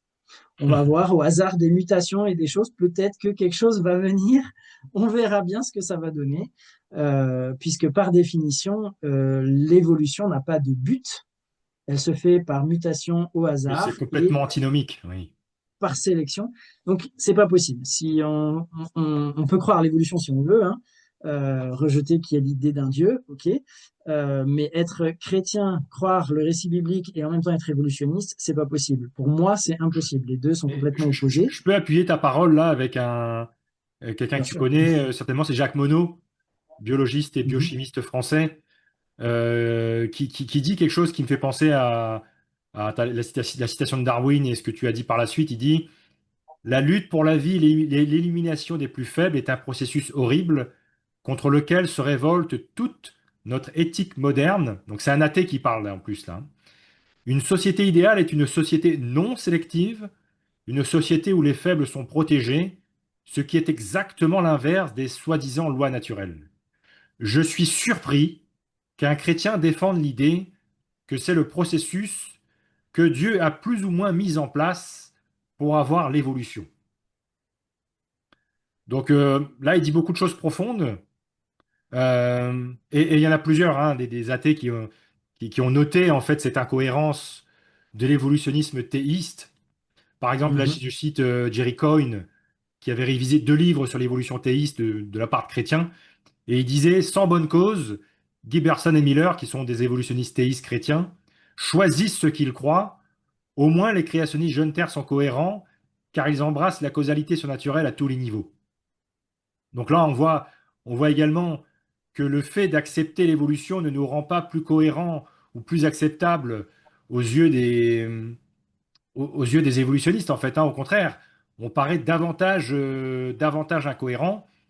Et si j'en lis une autre de Richard Dawkins, donc un des champions athées les plus connus, il dit, je pense que les chrétiens évangéliques, d'une certaine manière, ont vraiment bien compris que l'évolution est un ennemi. Que dire de plus? Les théologiens sophistiqués, donc entre parenthèses les théologiens libéraux, sont satisfaits de vivre avec l'évolution. Je pense qu'ils sont dupes et je pense que les évangéliques ont raison de voir une profonde incompatibilité entre l'évolution et le christianisme. Est-ce que ces citations résonnent dans tes oreilles et te paraissent quand même assez parlantes?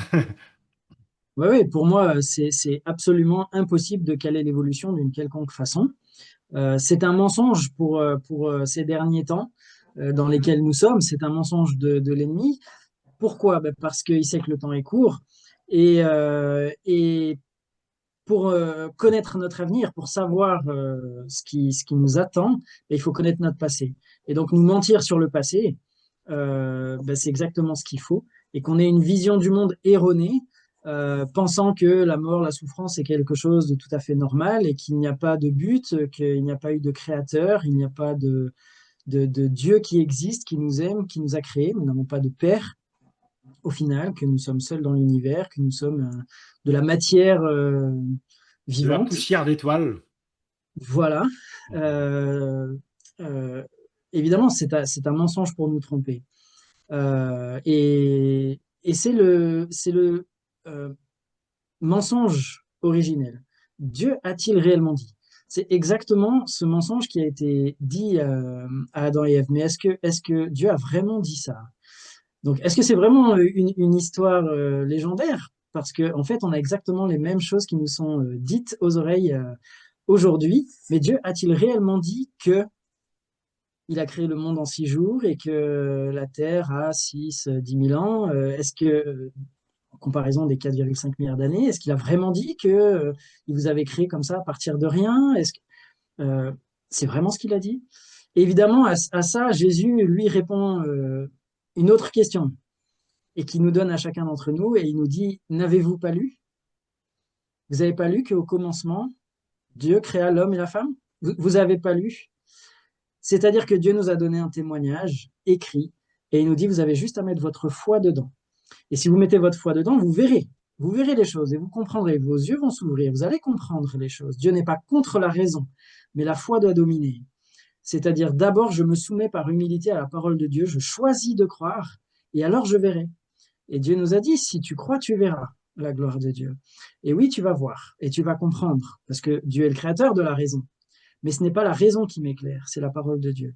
Pourquoi? Parce que Dieu a choisi de confondre les intelligents et les sages de ce siècle, et de n'importe quel siècle. Tous les gens qui croient savoir par orgueil, qui croient être intelligents par eux-mêmes, qui croient être sages par eux-mêmes et trouver en eux la sagesse et l'intelligence et la connaissance des choses. Par la raison m'éclaire, moi je sais toutes choses. Ben, pas du tout. Et Dieu veut les confondre. Et donc Dieu permet le mensonge de l'ennemi, Dieu permet ce récit évolutionniste aux oreilles de chacun pour ceux qui veulent croire l'évolution, pour ceux qui justement sont rebelles à Dieu dans leur orgueil. Et donc je suis triste des théologiens qui se font avoir par ça, par ce mensonge évident, euh, mais c'est à nouveau l'orgueil qui est là à la porte de notre cœur, et nous sommes pécheurs, et l'orgueil est là. Et c'est dur d'être ridiculisé par les intelligents de ce siècle. Moi, je l'ai vécu à l'université pendant des années. J'étais vraiment celui qui connaissait rien, qui comprenait rien, qui était stupide. Je l'ai vécu, ça. Et l'apôtre Pierre nous prévient, de Pierre 3, il dit, dans les derniers temps, il viendra des moqueurs avec leur raillerie. Oui, il y aura des moqueurs. Et vivre ça, bah, c'est pas toujours évident d'être ridiculisé quand on veut être un docteur, un théologien, etc., quelqu'un qui connaît. Mais il faut être prêt à ça et à être paraître ridicule pour le Seigneur, sachant que nous sommes dans la vérité, parce que Dieu a choisi de confondre les intelligents et les sages de ce siècle et de les sauver par la folie de la prédication. Et oui, ça paraît une folie, mais c'est le témoignage. Et c'est notre témoignage. Et bien sûr, moi, quelqu'un qui me dit mais non, Dieu ne peut pas exister, il est libre de le croire. Mais moi, je sais ce que j'ai vécu. Je sais très bien ce que j'ai vécu et à quel point Dieu s'est révélé à moi. Et donc, Dieu ne se... Je ne crois pas, bien sûr, que pour moi, c'est extrêmement rationnel de penser qu'il y a un Dieu. C'est bien plus rationnel de penser qu'il n'y en a pas. Mais on ne va pas chercher à prouver scientifiquement que Dieu existe, puisque ce n'est pas la raison qui doit dominer. Par contre, Dieu se révèle à celui qui le cherche. Et Dieu a dit, si vous me cherchez, vous me trouverez, si vous me cherchez de tout votre cœur. C'est-à-dire que Dieu attend une recherche active de l'être humain envers son créateur. Dire, ben, si tu existes, révèle-toi à moi. Et Dieu se révèle. Et tous les chrétiens sincères l'ont vécu et peuvent en témoigner. Et ne peuvent qu'en témoigner. Dieu a choisi que ce soit par la prédication, par le témoignage, que nous puissions dire, eh ben oui, il y a bien un Dieu qui existe, il y a bien un Dieu et que oui, les promesses et les paroles de la Bible sont vérité, elles sont un témoignage écrit de la réalité qui est là, donnée pour nous et qui demande juste la foi, simple, d'un enfant. Crois ce que je t'ai donné pour que tu puisses être sauvé. Et Jésus dit, n'avez-vous pas lu? N'avez-vous pas lu qu'au commencement, Dieu créa les cieux et la terre?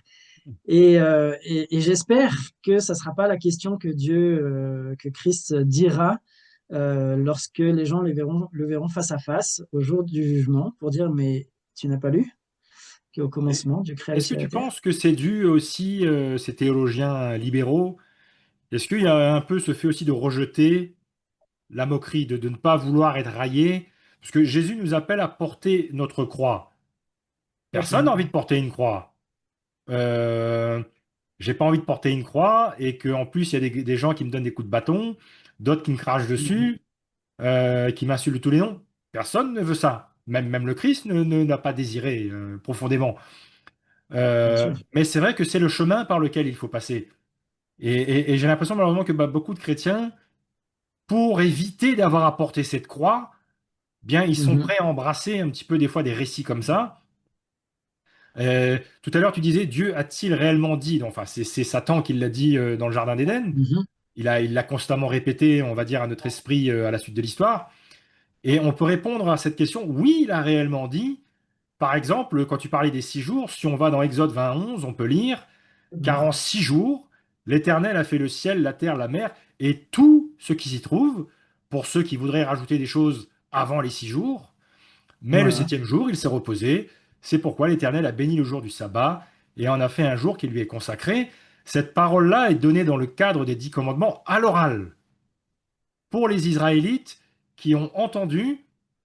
Nous, on le lit, mais eux, ils l'ont entendu. Qu'est-ce qu'ils ont compris? Bah, ils ont compris qu'il avait travaillé 6 jours et que eux, ils allaient travailler 6 jours et que lui s'était reposé le 7e jour et que eux, donc, ils allaient aussi se reposer le 7e jour. Donc, il faut pas triturer le texte là, à mon avis, essayer de rajouter des choses hyper complexes. Faut éviter les. Faut pas être un psychopathe sur chaque verset. Je veux dire, il y a des choses qui sont simples Mhm.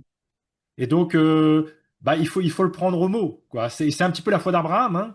Quand Mhm. Dieu envoie Abraham sacrifier Isaac, bah, il a dû se passer 1000 choses dans la tête d'Abraham, quoi. Il se dit, oh là là, bah, c'est pas possible.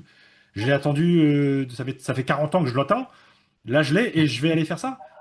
Donc, mais il a dit, Dieu pourvoira. Donc, dans sa tête, sans trop comprendre c'était quoi, il s'est dit que ça allait passer, quoi. Il s'est dit que ça allait bien se passer. Et effectivement, on sait que 2000 ans plus tard, ben, effectivement, Dieu a pourvu. Donc, il a pourvu cet agneau du sacrifice. Hein, on parlait de plusieurs niveaux de lecture, on parlait d'allégorie. Effectivement, ben, l'agneau de Dieu, on sait que c'est pas un vrai agneau. On parle du Christ. Donc, c'est vrai qu'il y a des passages symboliques, mais après, il y a des passages historiques, tout simplement historiques. Et c'est vrai il faut les accepter, en tout cas, pas faire dire à minima, ne pas faire dire à la Bible ce qu'elle ne dit pas. C'est ça, c'est-à-dire que si on regarde le texte biblique sans a priori, sans rien, juste on le lit, ben, on ne peut pas déduire autre chose que la Terre a été créée en 6 jours, 6 jours normaux. Et c'est seulement si on a une influence scientifique, des discours scientifiques, qui va nous parler de millions d'années, de milliards d'années, etc., c'est seulement ça qui va nous faire lire autrement. Dire, ah, mais alors du coup, comment je peux mettre les deux ensemble? Et en fait, si on essaye après de les mettre ensemble, et ben, au final, plus rien ne va. Et déjà, la mort est en premier, la mort est obligée de rentrer dans le monde avant le péché. Et plus rien n'a de sens. Et le sacrifice de Christ n'a plus de sens non plus, du coup, si, pour faire très, très rapide. Donc, effectivement, quand on prend le texte, non, il a créé en 6 jours. Et tu le cites après, Exode 20, bah oui, c'est l'interprétation qui a été aussi faite. Là, Dieu le dit clairement. Et là, on est avec Moïse, Dieu a créé en 6 jours. Et, euh, et après, ben, la seule chose qu'on peut faire à nouveau, c'est se confronter encore à ce que Dieu dit à Job. Où étais-tu quand je fondais la terre? Dis-moi, t'étais où? Ok, bon, vas-y, explique-moi, comment j'ai fait? C'est moi qui Exact. te dis comment ça s'est passé. Et toi, par ta science et ta grande intelligence, tu veux essayer de m'expliquer que j'ai pas fait comme ça?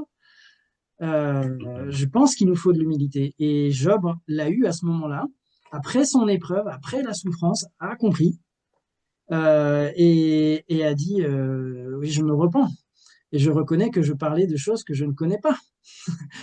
Et oui, je parle de choses que je ne sais pas. Et, et nous, peut-être, bah, justement, on n'a pas la prétention de savoir plus que ce que la Bible nous dit, et on n'a pas la prétention de savoir plus que ce que la Bible nous révèle, et de dire, ben, Dieu nous a dit ça. Et comme un enfant, on le croit. Mais tout ça a aussi du sens. Ça ne nous empêche pas de réfléchir. Et en fait, quand on regarde le monde tel qu'il est, quand on l'étudie, bah oui, oui, correspond à ce qu'on lit. Sans dire qu'il va prouver la Bible, on ne va pas chercher à prouver la Bible avec la science, etc. On ne fait pas de la science un Dieu. Mais par contre, bah oui, ce qu'on observe et de manière objective, c'est-à-dire sans les interprétations, sans les hypothèses sans fondement, donc juste les mécanismes de la raison, les constructions de la raison humaine, dans le sens ça, juste avec les faits objectifs, bah, c'est conforme avec la révélation biblique. Euh, et je trouve est bien plus rationnel au final. C'est-à-dire que moi, si je prends l'ADN, on a dans chacune de nos cellules une molécule qui contient un code. Donc il y a une information codée qui est absolument énorme, fabuleuse. C'est énorme la quantité d'informations et qui est encodée selon un langage qu'on peut traduire maintenant, qu'on connaît. Et donc en fait, c'est exactement comme un livre. Hein, on a des lettres qui succèdent, et puis nous, on s'est tous mis d'accord que, ok, telle lettre, telle lettre, telle lettre, ça voulait dire telle chose. Voilà, maison, M-A-I-S-O-N, voilà, on met ces lettres-là et il y a une signification. Dans l'ADN, c'est la même chose. C'est-à-dire qu'on va avoir 3 molécules qu'on schématise avec des lettres, justement, mais qui ont une signification et qui permettent la fabrication de protéines, etc. Et où, en fait, il y a tout le code pour la fabrication de la machine corporelle qu'on est et pour tous les êtres vivants. Et ben de dire que ça est arrivé par hasard, on peut le croire. Mais c'est pour moi bien plus irrationnel que de dire qu'il y a une intelligence, un Dieu créateur de ça, et du code, et de l'information qui est codée. Donc je trouve bien plus rationnel de penser qu'il y a un Dieu que de penser qu'il n'y en a pas. Après, on est libre de croire qu'il n'y a pas. On est libre de se dire non, je ne pense pas qu'il y a un Dieu, et à mon avis, ça s'est fait tout seul. Mais ça, chacun est libre. Mais c'est pas rationnel, ça n'est pas logique, ça n'est pas l'analogie. Les raisonnements analogiques nous disent que euh, tout ce qui est un code et toute information codée vient d'un encodeur. La preuve en est, c'est qu'ils écoutent l'univers et ils sont à la recherche de quoi? Ben, d'un signal codé. Si on entend juste du bruit de fond, ben, c'est qu'il n'y a rien. À partir du moment où on va avoir un signal répété, etc., on va avoir quelque chose qui manifestement est une information codée, on va en déduire une intelligence extraterrestre. Pour ça, pas de problème. Dans chacune de nos cellules, il y a une information absolument gigantesque, encodée. On connaît ce code, on sait le traduire, mais ça s'est fait tout seul. Mhm. Ben non, c'est pas la déduction logique. On peut le croire, chacun fait ce qu'il veut, mais c'est pas la déduction logique. Et je trouve bien plus rationnel de penser qu'il y a un Dieu qui soit l'auteur de tout ça. Alors après que ça me pose un problème en me disant, bah oui, mais si c'est un Dieu bon, amour, etc., pourquoi la souffrance et la mort? Ok, mais c'est pas ça qui doit me faire décider si Dieu existe ou pas. Ok, peut-être je comprends pas pourquoi il y a la souffrance et la mort. Et c'est pour ça que Dieu nous a donné la Bible pour nous expliquer le pourquoi. et nous dire, ben, crois-le. Et crois-le, c'est pour ton salut. Mais, mais donc il y a des explications ensuite pour ça que nous a donné. Mais je trouve bien plus rationnel de penser qu'il y a un Dieu. C'est une évidence pour nous. Lorsqu'on regarde le monde avec honnêteté, dans sa conception, c'est une évidence de beauté, d'ingénierie, c'est prodigieux, si on est honnête sur ce qu'on regarde. Et en plus, à notre époque, on a la chance d'avoir accès à des outils maintenant techniques qui nous permettent d'aller dans l'infiniment grand et dans l'infiniment petit à des niveaux jamais atteints, et de voir que même dans l'infiniment petit et l'infiniment grand, c'est absolument fabuleux. Même là, c'est d'une beauté inimaginable et c'est d'une précision inimaginable. Mais oui, il y a aussi une condamnation là-dessus. Et oui, il y a aussi la mort et la destruction dedans. Et il y a la maladie, etc. Et là, il y a les conséquences du péché et qui doit nous parler sur notre propre péché et notre propre rébellion, notre propre orgueil. Et donc, c'est vrai que, voilà, pour les théologiens qui embrassent l'évolution et qui n'ont pas finalement peut-être je sais pas si on peut dire le courage, mais de confronter et d'accepter la moquerie, cette souffrance qu'on doit vivre, ben, il faudrait qu'on se rappelle qu'on ne doit pas être plus grand que le Maître. Le Maître, Christ, a lui-même été rejeté, il a souffert jusqu'à la mort de la croix, et qu'il l'a dit aussi, vous serez haïs par le monde. Oui, oui, Et en on va plus, l'être. il compare son Ça, retour, Jésus compare son retour au déluge de Noé, sur lequel on peut estimer qu'il y a eu quelques centaines de milliers, voire quelques millions de personnes qui sont mortes, et seulement 8 ont été sauvés. Donc on sait exactement qu'il y en a eu 8. Après, pour le nombre de personnes mortes, on n'est pas sûr, mais si on prend des facteurs démographiques à peu près estimatifs, ça doit être quelque part entre quelques centaines de milliers à quelques millions. Donc, visiblement, c'est une minorité là qui avait raison et qui a eu la sagesse de rentrer dans l'arche, que Dieu a fermé, hein, parce que c'est Dieu qui ferme la porte de l'arche, c'est pas Noé. De la même manière que Jésus dit, je suis la porte, donc le lien est fait aussi. Et il dit également, hein, prenez ce chemin étroit qui mène à la vie et pas ce chemin large qui mène à la perdition. Jésus est lui-même esseulé à la croix, n'ayant pas la majorité qui le soutenait. Et d'ailleurs, la foule, elle dit, euh, pas lui, mais Barabbas. Et c'est vrai qu'aujourd'hui, bah, c'est un petit peu ce remake-là. On a toujours ce, pas lui, mais autre chose. Mais en fait, c'est lui. C'est lui la mhm, clé. Voilà, il dit, je suis le chemin, la vérité et la vie. C'est lui. On a trouvé, en fait, quand on a trouvé Jésus-Christ, on a trouvé la réponse aux grandes questions. bien Et sûr. donc, voilà, on comprend que l'histoire du Ancien Testament, c'est aussi une histoire où les prophètes ont souvent été des minorités. On se rappelle de Élie au Mont Carmel, avec les 400 prophètes de Baal et 400 prophètes d'Astarté.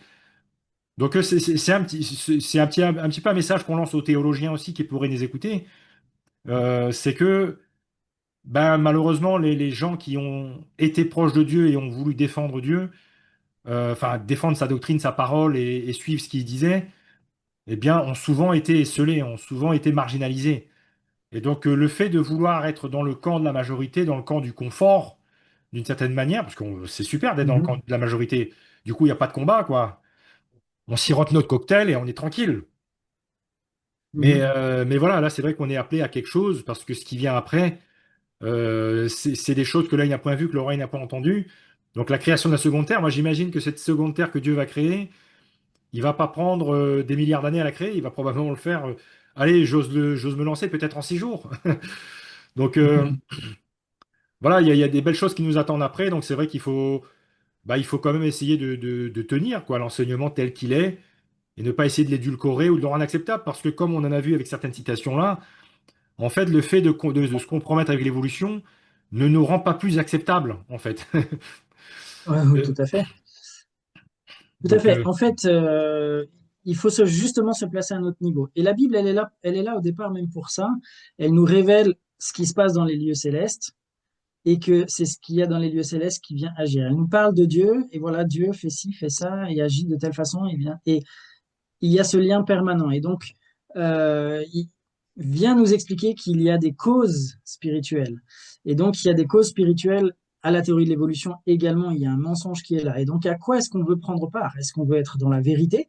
Est-ce qu'on veut être dans la lumière? Ou est-ce qu'on accepte le mensonge? Après, on peut être honnêtement convaincu de l'évolution, enfin, là-dessus, il n'y a pas de souci. Mais après, il faut analyser notre propre cœur.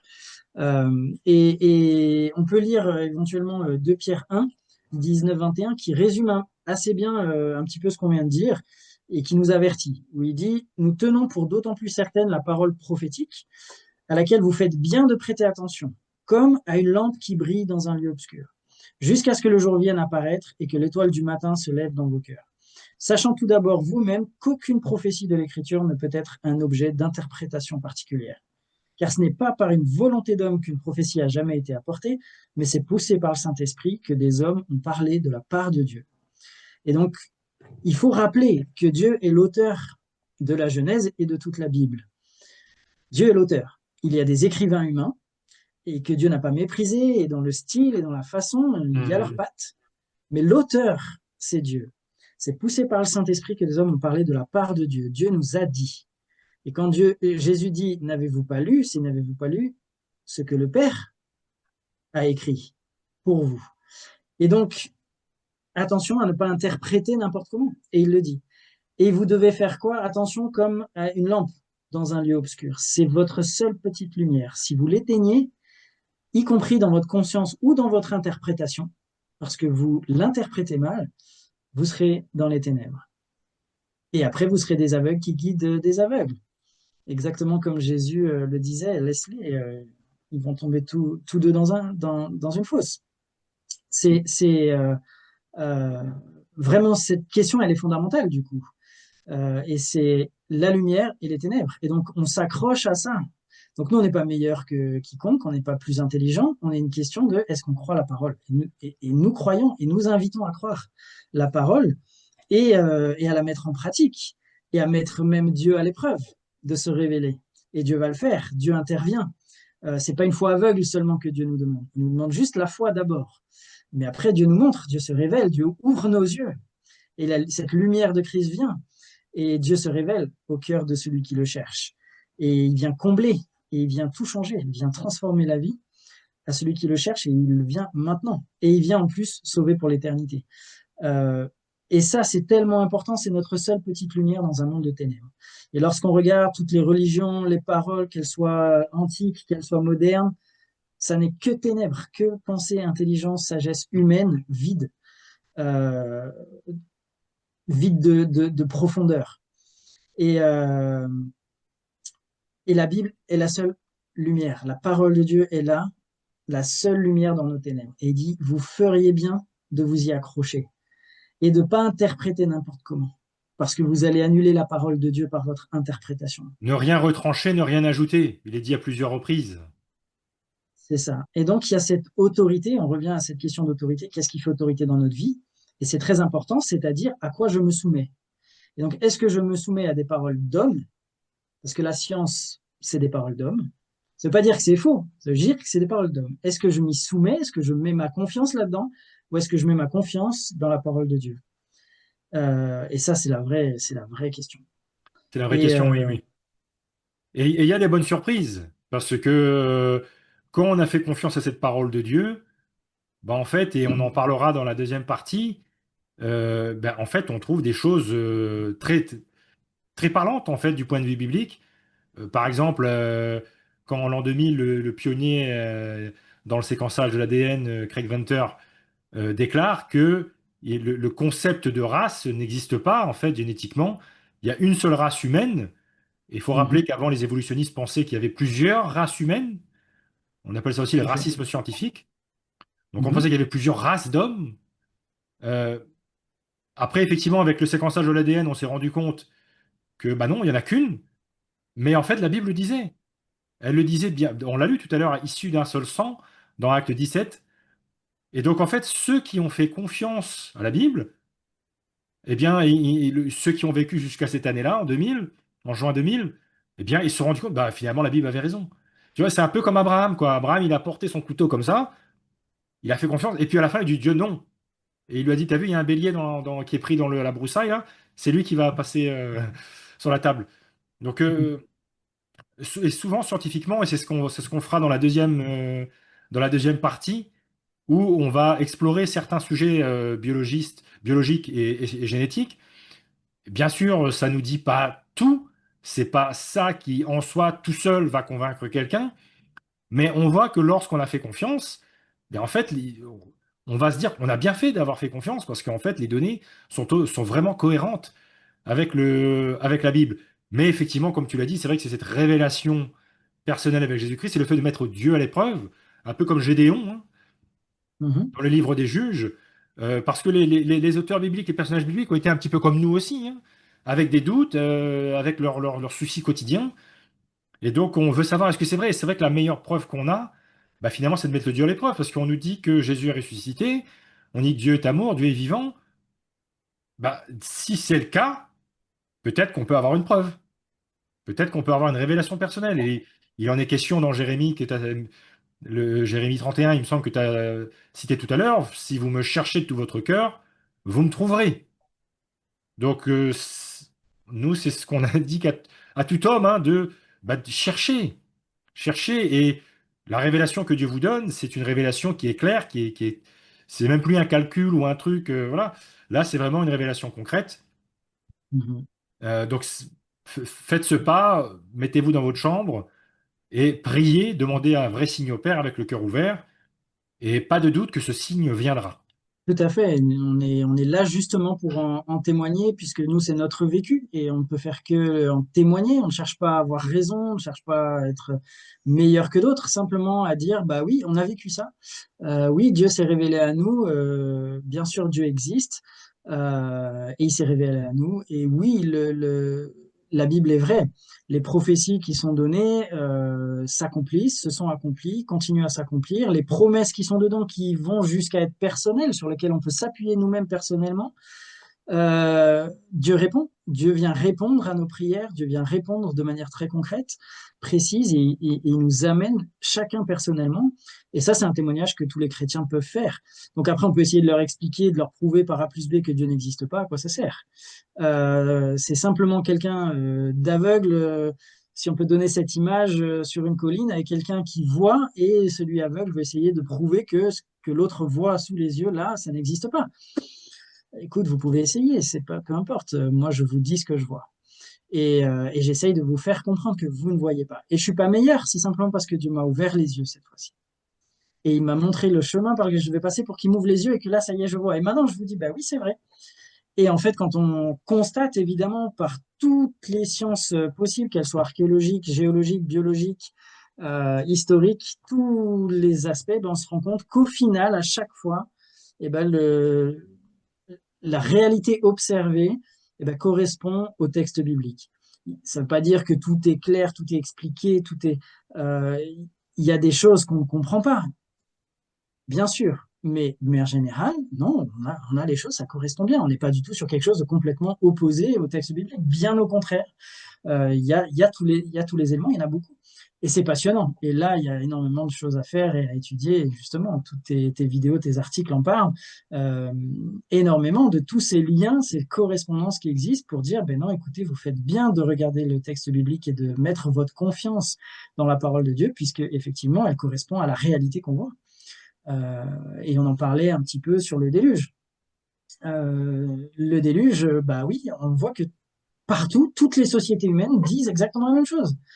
Historiquement, on provient d'une famille qui a été sauvée, etc. Bon, bah donc c'est bien qu'il y ait une réalité. C'est peut-être un peu facile de dire non, non, c'est toute la légende, elle est finie. On, on cache tout, bah c'est Oui. pas honnête. Ce que tu me dis me fait Euh, penser à un passage où Jésus guérit un aveugle de naissance et les pharisiens ne sont pas contents de ce miracle-là, en fait. Et tout ce qui les intéresse, en fait, c'est que la personne aveugle qui a été guérie trouve des choses à critiquer sur Jésus, qu'il était pécheur, etc. tout Et à donc, fait. cet aveugle-là dit non, non, non, bah, du coup, finalement, Jésus, enfin, il est super, si je paraphrase. Et il dit, s'il était un pécheur, je ne sais, mais il y a une chose que je sais, c'est que j'étais aveugle et que maintenant je vois. Et donc, c'est vraiment quelque chose à laquelle on s'identifie, nous, parce on a cette impression-là parce que enfin, souvent, les créationnistes ont aussi un peu ce background de l'ancien athée, voire de l'ancien évolutionniste. Et donc, on a une nouvelle vision une fois qu'on entre à l'intérieur Et ça peut aller vite, hein. Une fois qu'on est ouvert, une fois qu'on a le cœur ouvert, ça peut aller très vite de se rendre compte que finalement le modèle biblique, bah, il peut être accepté tel quel et qu'il n'a Mhm. pas besoin de notre aide en termes de réinterprétation, parce qu'il y a 7 ou 8 théories qui ont été proposées depuis le 19e siècle pour revoir la Genèse, mais à mon avis, la Mhm. première est la bonne, avant le 19e siècle, elle est la bonne et on n'a pas intérêt à la changer. Ah oui, tout à fait, tout à fait. Ben, absolument. Moi, je te rejoins évidemment à 100%. On n'a aucun intérêt, il faut la lire. Et ben, je peux citer, c'est Gibert, il a fait la préface du livre Création de William Kelly, 19e siècle. Et je trouve qu'il résume parfaitement bien vraiment tout cela. Il dit, quoi que vous pensiez de votre origine, c'est là un passé sur lequel nul ne peut rien. Mais la même parole de Dieu qui vous en dit ce qu'il vous suffit de savoir pour comprendre ce que vous êtes, vous éclaire quant à l'avenir. C'est pour cela qu'elle nous est donnée, non point pour satisfaire notre curiosité, mais pour nous avertir à salut. Voilà, tout est dit là-dedans. C'est beau. Euh, et ça résume parfaitement, je pense, notre pensée à nous de cela, c'est-à-dire que bah oui, effectivement, on a peu de choses et notre curiosité voudrait en connaître plus. Et on étudie, on cherche, et puis on a des versets qu'on ne comprend pas. Oui, mais alors ça comment? Euh, tout n'est pas clair. Euh, mais ça, c'est bon, il y a une curiosité qui peut être bonne, et puis il y a une curiosité qui peut aussi être malsaine. Dieu nous dit que les choses cachées sont à l'Éternel, les choses révélées sont pour nous et nos enfants. Et donc, acceptons de ne pas tout comprendre, de ne pas tout connaître, de ne pas tout savoir. Dieu le permet pour notre humilité aussi, pour nous ramener à notre statut d'homme. Et oui, vous ne savez pas tout, mais il y a des choses qui sont révélées. Donc, le voile a été ôté, révélé. C'est un voile qui est enlevé de nos yeux et maintenant vous voyez. Donc ça, c'est pour vous. C'est pour vous et c'est pour vos enfants. Enseignez vos enfants dedans. Et il y a des choses qui sont cachées. Et donc, on doit aussi accepter qu'il y a des choses qui soient cachées et des choses du passé qui soient cachées, qu'on n'aura pas accès, ok, on ne sait pas. Le monde Et la Bible ne antédiluvien. raconte pas, voilà, la Bible ne donne pas beaucoup de détails. Ben, on peut se poser des questions, on peut faire des hypothèses, mais il faut être prudent, il ne faut pas aller trop loin, il ne faut pas prendre nos hypothèses pour des vérités. Donc, ça n'empêche pas de chercher, d'être curieux, mais en même temps, avoir cette humilité, cette prudence et accepter quand bah, je ne sais pas et je ne comprends pas. Il y a des choses, des pères justement de l'Église, on en parlait, ben, il n'y avait pas la connaissance géologique, biologique, etc. Et ils se sont cantonnés à croire la Bible et ils ont bien fait. Et au final, les études qui ont suivi et que maintenant auxquelles on peut avoir accès, les études scientifiques, certaines connaissances qu'on peut avoir aujourd'hui, bah, leur donnent raison à partir du moment où ils ont cru. Et ceux qui ont rejeté le texte biblique ou l'ont mal interprété différemment pour essayer de faire coller, bah, au final se retrouvent confus. Donc, ils ont bien fait de croire le texte tel qu'il était et de reconnaître, bah, ok, bah là, je sais pas. Voilà, j'ai pas les moyens de savoir. Euh, j'ai pas la connaissance de ça. Voilà, je crois le texte. Et quand j'avais 15 ans, c'est une prière que moi j'ai fait, sans en mesurer vraiment la portée. Mais j'ai dit à Dieu, je choisis de croire ta parole et de te croire, même si je comprends pas tout. Mais j'aimerais bien comprendre. Et je crois que Dieu s'est fait un plaisir à révéler, à montrer, pas tout, mais à révéler beaucoup de choses. Et à me montrer que oui, il y avait du sens et de la rationalité dans tout cela. Et Dieu vient aussi combler notre besoin de comprendre, que de mettre du sens dans tout ça. Même si il faut accepter qu'on n'a pas tout, mais il y a du sens. Et aujourd'hui, je peux dire, après toutes ces années, me dire, bah oui, il y a du sens. Il y a vraiment du sens à tout ça. Et je crois qu'effectivement, c'est la réalité. Et c'est une réalité que j'ai même vécue et expérimentée pendant toutes ces années. Dieu, je l'ai expérimenté, je l'ai vécu. C'est pas juste je le crois et c'est rationnel et ça a du sens. Mais oui, Dieu explique aussi. À partir du moment où la foi domine, je choisis de croire, même si je comprends pas. Mais je veux bien comprendre. Mais si je ne comprends pas, c'est pas grave. Je crois quand même ta parole. Je mets ma confiance en toi. Et je crois que c'est le plus important. Et non pas, bah, je préférerais ne pas être ridicule. Voilà. Non, il a fallu passer par ces passages-là. Mais ce qui a été très intéressant, et notamment si je peux donner le témoignage à l'université, c'est qu'au final, ben moi, pendant toutes les années, j'ai pas bougé. J'ai appris des choses, mais j'ai pas bougé de ma croyance, de mes convictions. Et tous les autres évolutionnistes, eh ben, au final, n'étaient pas aussi sûrs de tout ce qu'ils pensaient, de ce qu'ils croyaient. C'est-à-dire que, au final, ça avait peu de fondement, ça avait peu de force. Et j'étais bien plus en paix que eux, et bien plus serein dans ma conception du monde et dans ma vision du monde, et dans la façon de mener ma vie, au final. Et on est tous assis sur une chaise, en fait. On met tous notre confiance dans quelque chose, dans quelqu'un, on est tous assis sur une chaise. Maintenant, laquelle? Et est-ce que la chaise est digne de confiance? Est-ce que vraiment elle va soutenir notre poids? Et ça, Mhm. c'est la vraie question. Les coups de pied qu'on met dans leur chaise, au final, souvent leur fait prendre conscience que la leur est pas si solide. Et moi, je reconnais évidemment que ben, j'ai pas la connaissance de tout, j'ai pas l'explication de tout, je comprends pas tout, mais j'ai déjà pu expérimenter la chaise sur laquelle je suis appuyé. Et je sais qu'elle est costaud. Et c'est pour ça Mhm. que depuis toutes ces années, j'ai pas bougé, j'ai pas changé. Et donc, chacun peut peut-être regarder pour lui-même, ok, dans quoi est-ce que je mets ma confiance vraiment? Ce que je crois, ce que je pense, ça s'appuie sur quoi? Ça vient d'où? C'est finalement, c'est dans des paroles d'hommes, de ci, de science, de ça, ok, mais bon, c'est des gars qui ont dit ça, ok, en quoi c'est vrai, en quoi c'est solide. Euh, et chacun peut essayer de regarder et au final, dans sa vie, qu'est-ce que ça implique et qu'est-ce que ça change? Et est-ce qu'ils sont vraiment sûrs d'eux-mêmes dans ce qu'ils vivent et dans ce qu'ils croient et dans leur vision du monde? Ça, c'est une vraie question à se poser. C'est vrai que cette logique biblique, cette logique de Jésus est un petit peu, par moments, contre-intuitive à ce qu'on penserait hein, quand on est athée, parce que quand on est athée, voilà, on est un petit peu dans cette logique de voir pour croire.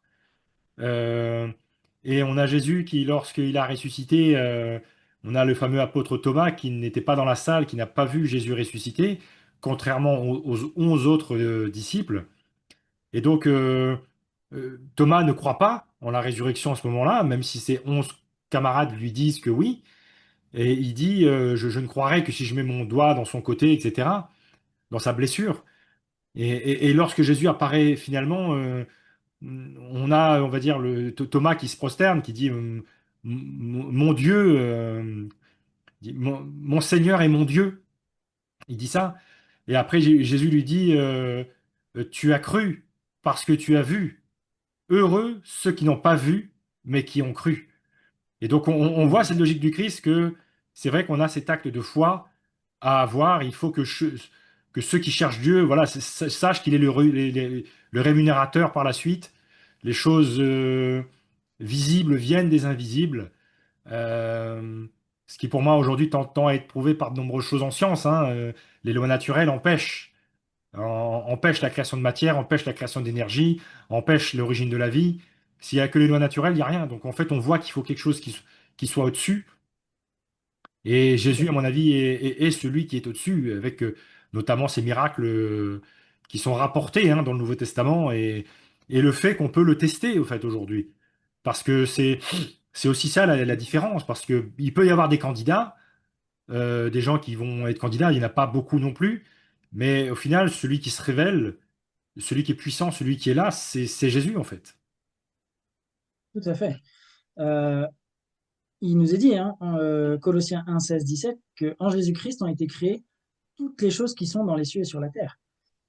Tout a été créé par lui et pour lui. On a la cause, on a le but. Tout a été créé par lui et tout a été créé pour lui. Il est avant toute chose et toute chose subsiste en lui. Et ça, Oui, c'est une chose fondamentale qu'il nous faut aussi bien comprendre. Et c'est exactement ce que tu disais. C'est-à-dire qu'en dehors de Christ, il n'y a rien. La vie est en lui, et il dit, sans moi, vous ne possède pouvez tout, rien faire. tout subsiste en lui. C'est-à-dire qu'en fait, moi, j'aimerais bien savoir, pour chacun qui va écouter cela, se pose la question pour lui-même, un battement de notre cœur, une respiration, quelle maîtrise on a? Aucune. Si notre cœur s'arrête, quelle maîtrise on a? Aucune. Chaque battement de cœur, c'est Dieu qui décide. À chaque seconde, il décide que nous soyons encore en vie. Et il dit, mais après, il est réservé à l'homme de mourir une seule fois, et après quoi viendra le jugement. Mais pour l'instant, je décide que tu sois en vie, ma grâce est encore là. Ma grâce est encore là. Et à chaque seconde. À chaque seconde, chaque battement de cœur veut dire je t'aime encore, je t'aime, et je te laisse le choix. Et, et ça, c'est extrêmement important. Tout subsiste en lui. Les mêmes qui le rejettent et qui le nient, etc., à ce moment même, lorsqu'ils le nient et le rejettent et l'insultent, vivent par lui. Et il leur laisse encore cette grâce de vivre pour avoir encore la possibilité de se repentir et d'être en vie. Parce que Dieu est passionné par la réconciliation. Il veut la réconciliation, il veut la repentance du pécheur et son salut. Euh, et à nous qui avons déjà fait cette expérience que tu disais de Thomas, Jean 20, 27, ne sois pas incrédule, mais crois. Et Mhm. c'est là où c'est beau quand même. Il lui donne la possibilité de le faire, de toucher. Il dit, OK, Mhm. t'as besoin de cela, je te le donne quand même. Mais ne sois pas incrédule, crois. Mhm. Mhm. Et Dieu nous invite à ça, et c'est ce que je disais, bah, Dieu nous donne aussi parce qu'on a besoin. Il connaît nos cœurs, et il va pas nous demander une foi juste aveugle comme ça, suivant nos aspirations et le secours qu'on a besoin dans notre foi, selon la part qui nous a été donnée aussi. Et ben Dieu vient au secours et vient nous donner les éléments dont on a besoin. Et celui qui le cherche, Dieu va se révéler à lui, et chacun différemment, et chacun a son témoignage de comment il a rencontré Dieu. Euh, mais c'est une réalité. C'est une réalité. Tout a été créé par lui et pour lui. Thierry, est-ce que tu veux bien clôturer notre première vidéo en lisant un passage, hein, si tu as une Bible sous la main, de 2 Pierre 3, verset 9 au verset 13, qui, à mon avis, résume bien et transmet bien notre message à l'audience, à tous ceux qui seront arrivés à la fin de cette vidéo. Le Seigneur ne tarde pas dans l'accomplissement de la promesse, comme quelques-uns le croient, mais il use de patience envers vous, ne voulant pas qu'aucun périsse, mais voulant que tous arrivent à la repentance. Le jour du Seigneur viendra comme un voleur. En ce jour, les cieux passeront avec fracas, les éléments embrasés se dissoudront, et la terre avec les œuvres qu'elle renferme sera consumée. Puisque tout cela est en voie de dissolution, combien votre conduite et votre piété doivent être saintes. Attendez et hâtez l'avènement du jour de Dieu, jour à cause duquel les cieux enflammés se dissoudront et les éléments embrasés se fondront. Mais nous attendons, selon sa promesse, de nouveaux cieux et une nouvelle terre où la justice habitera. La justice, on en a besoin, hein? Oui, absolument, absolument. Et dans le cœur de l'homme, il y a cette recherche de justice. Il y a ce besoin, parce qu'on a tous vécu des souffrances et on le vit tous comme une injustice. Et je crois que Dieu est d'accord avec cela. C'était pas son plan, c'est pas sa volonté que nous souffrions. Euh, mais Christ est notre justice. Christ, ma justice. Parce que si Dieu était juste avec moi, eh ben, tout ce que je mérite par ma rébellion, c'est d'être éloigné de lui pour toute l'éternité et de le glorifier par mon exclusion Oui.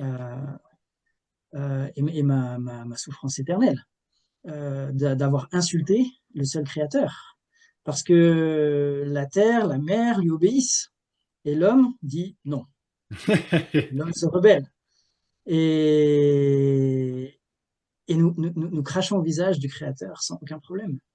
Euh, et il patiente. Et il patiente dans son amour, mais il fera justice. Et bien sûr, notre prière est que chacun se repente, comme nous l'avons fait, et nous plaçons notre confiance dans le sacrifice de Christ, où la justice de Dieu est tombée sur lui, la condamnation est tombée sur lui, lui a été rejeté pour que ce soit pas nous. Et donc, ma seule espérance, notre seule espérance, c'est Christ, Christ ma justice. Mais la justice sera faite, et chacun paiera pour lui-même, soit sans repentance, et nous serons rejetés, nous glorifierons Dieu par notre euh,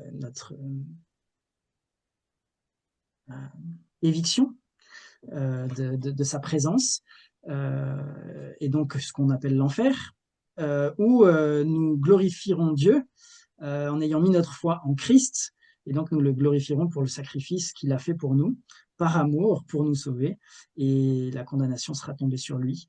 Et donc, On invite chacun à pouvoir croire cela, mettre sa foi en Christ, se repentir de ses péchés et mettre sa confiance et sa foi dans le sacrifice de Christ qui est plein et entier, suffisant pour nous sauver.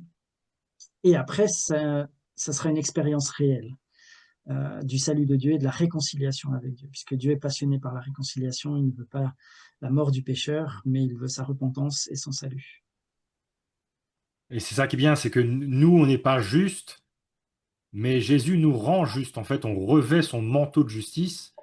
Ouais, c'est comme si quand vous Absolument, passez devant le juge au tribunal, vous allez prendre la plus grosse sentence et tout d'un coup, il y a quelqu'un qui arrive et qui dit non, mais en fait, je la prends pour lui. Donc lui, il est clean, entre guillemets. C'est vrai que c'est un cadeau dont on aura besoin d'éternité pour en saisir la valeur. Parce que ouais, ça nous absolument, rachète comme ça, son acte nous rachète et nous ramène en Éden, en fait. C'est ça qui nous exactement. met plein d'espoir pour l'avenir.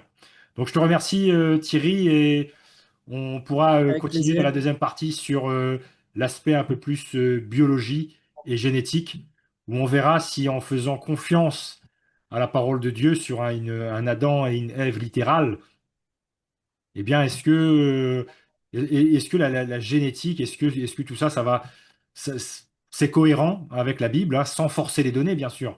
Est-ce que c'est cohérent?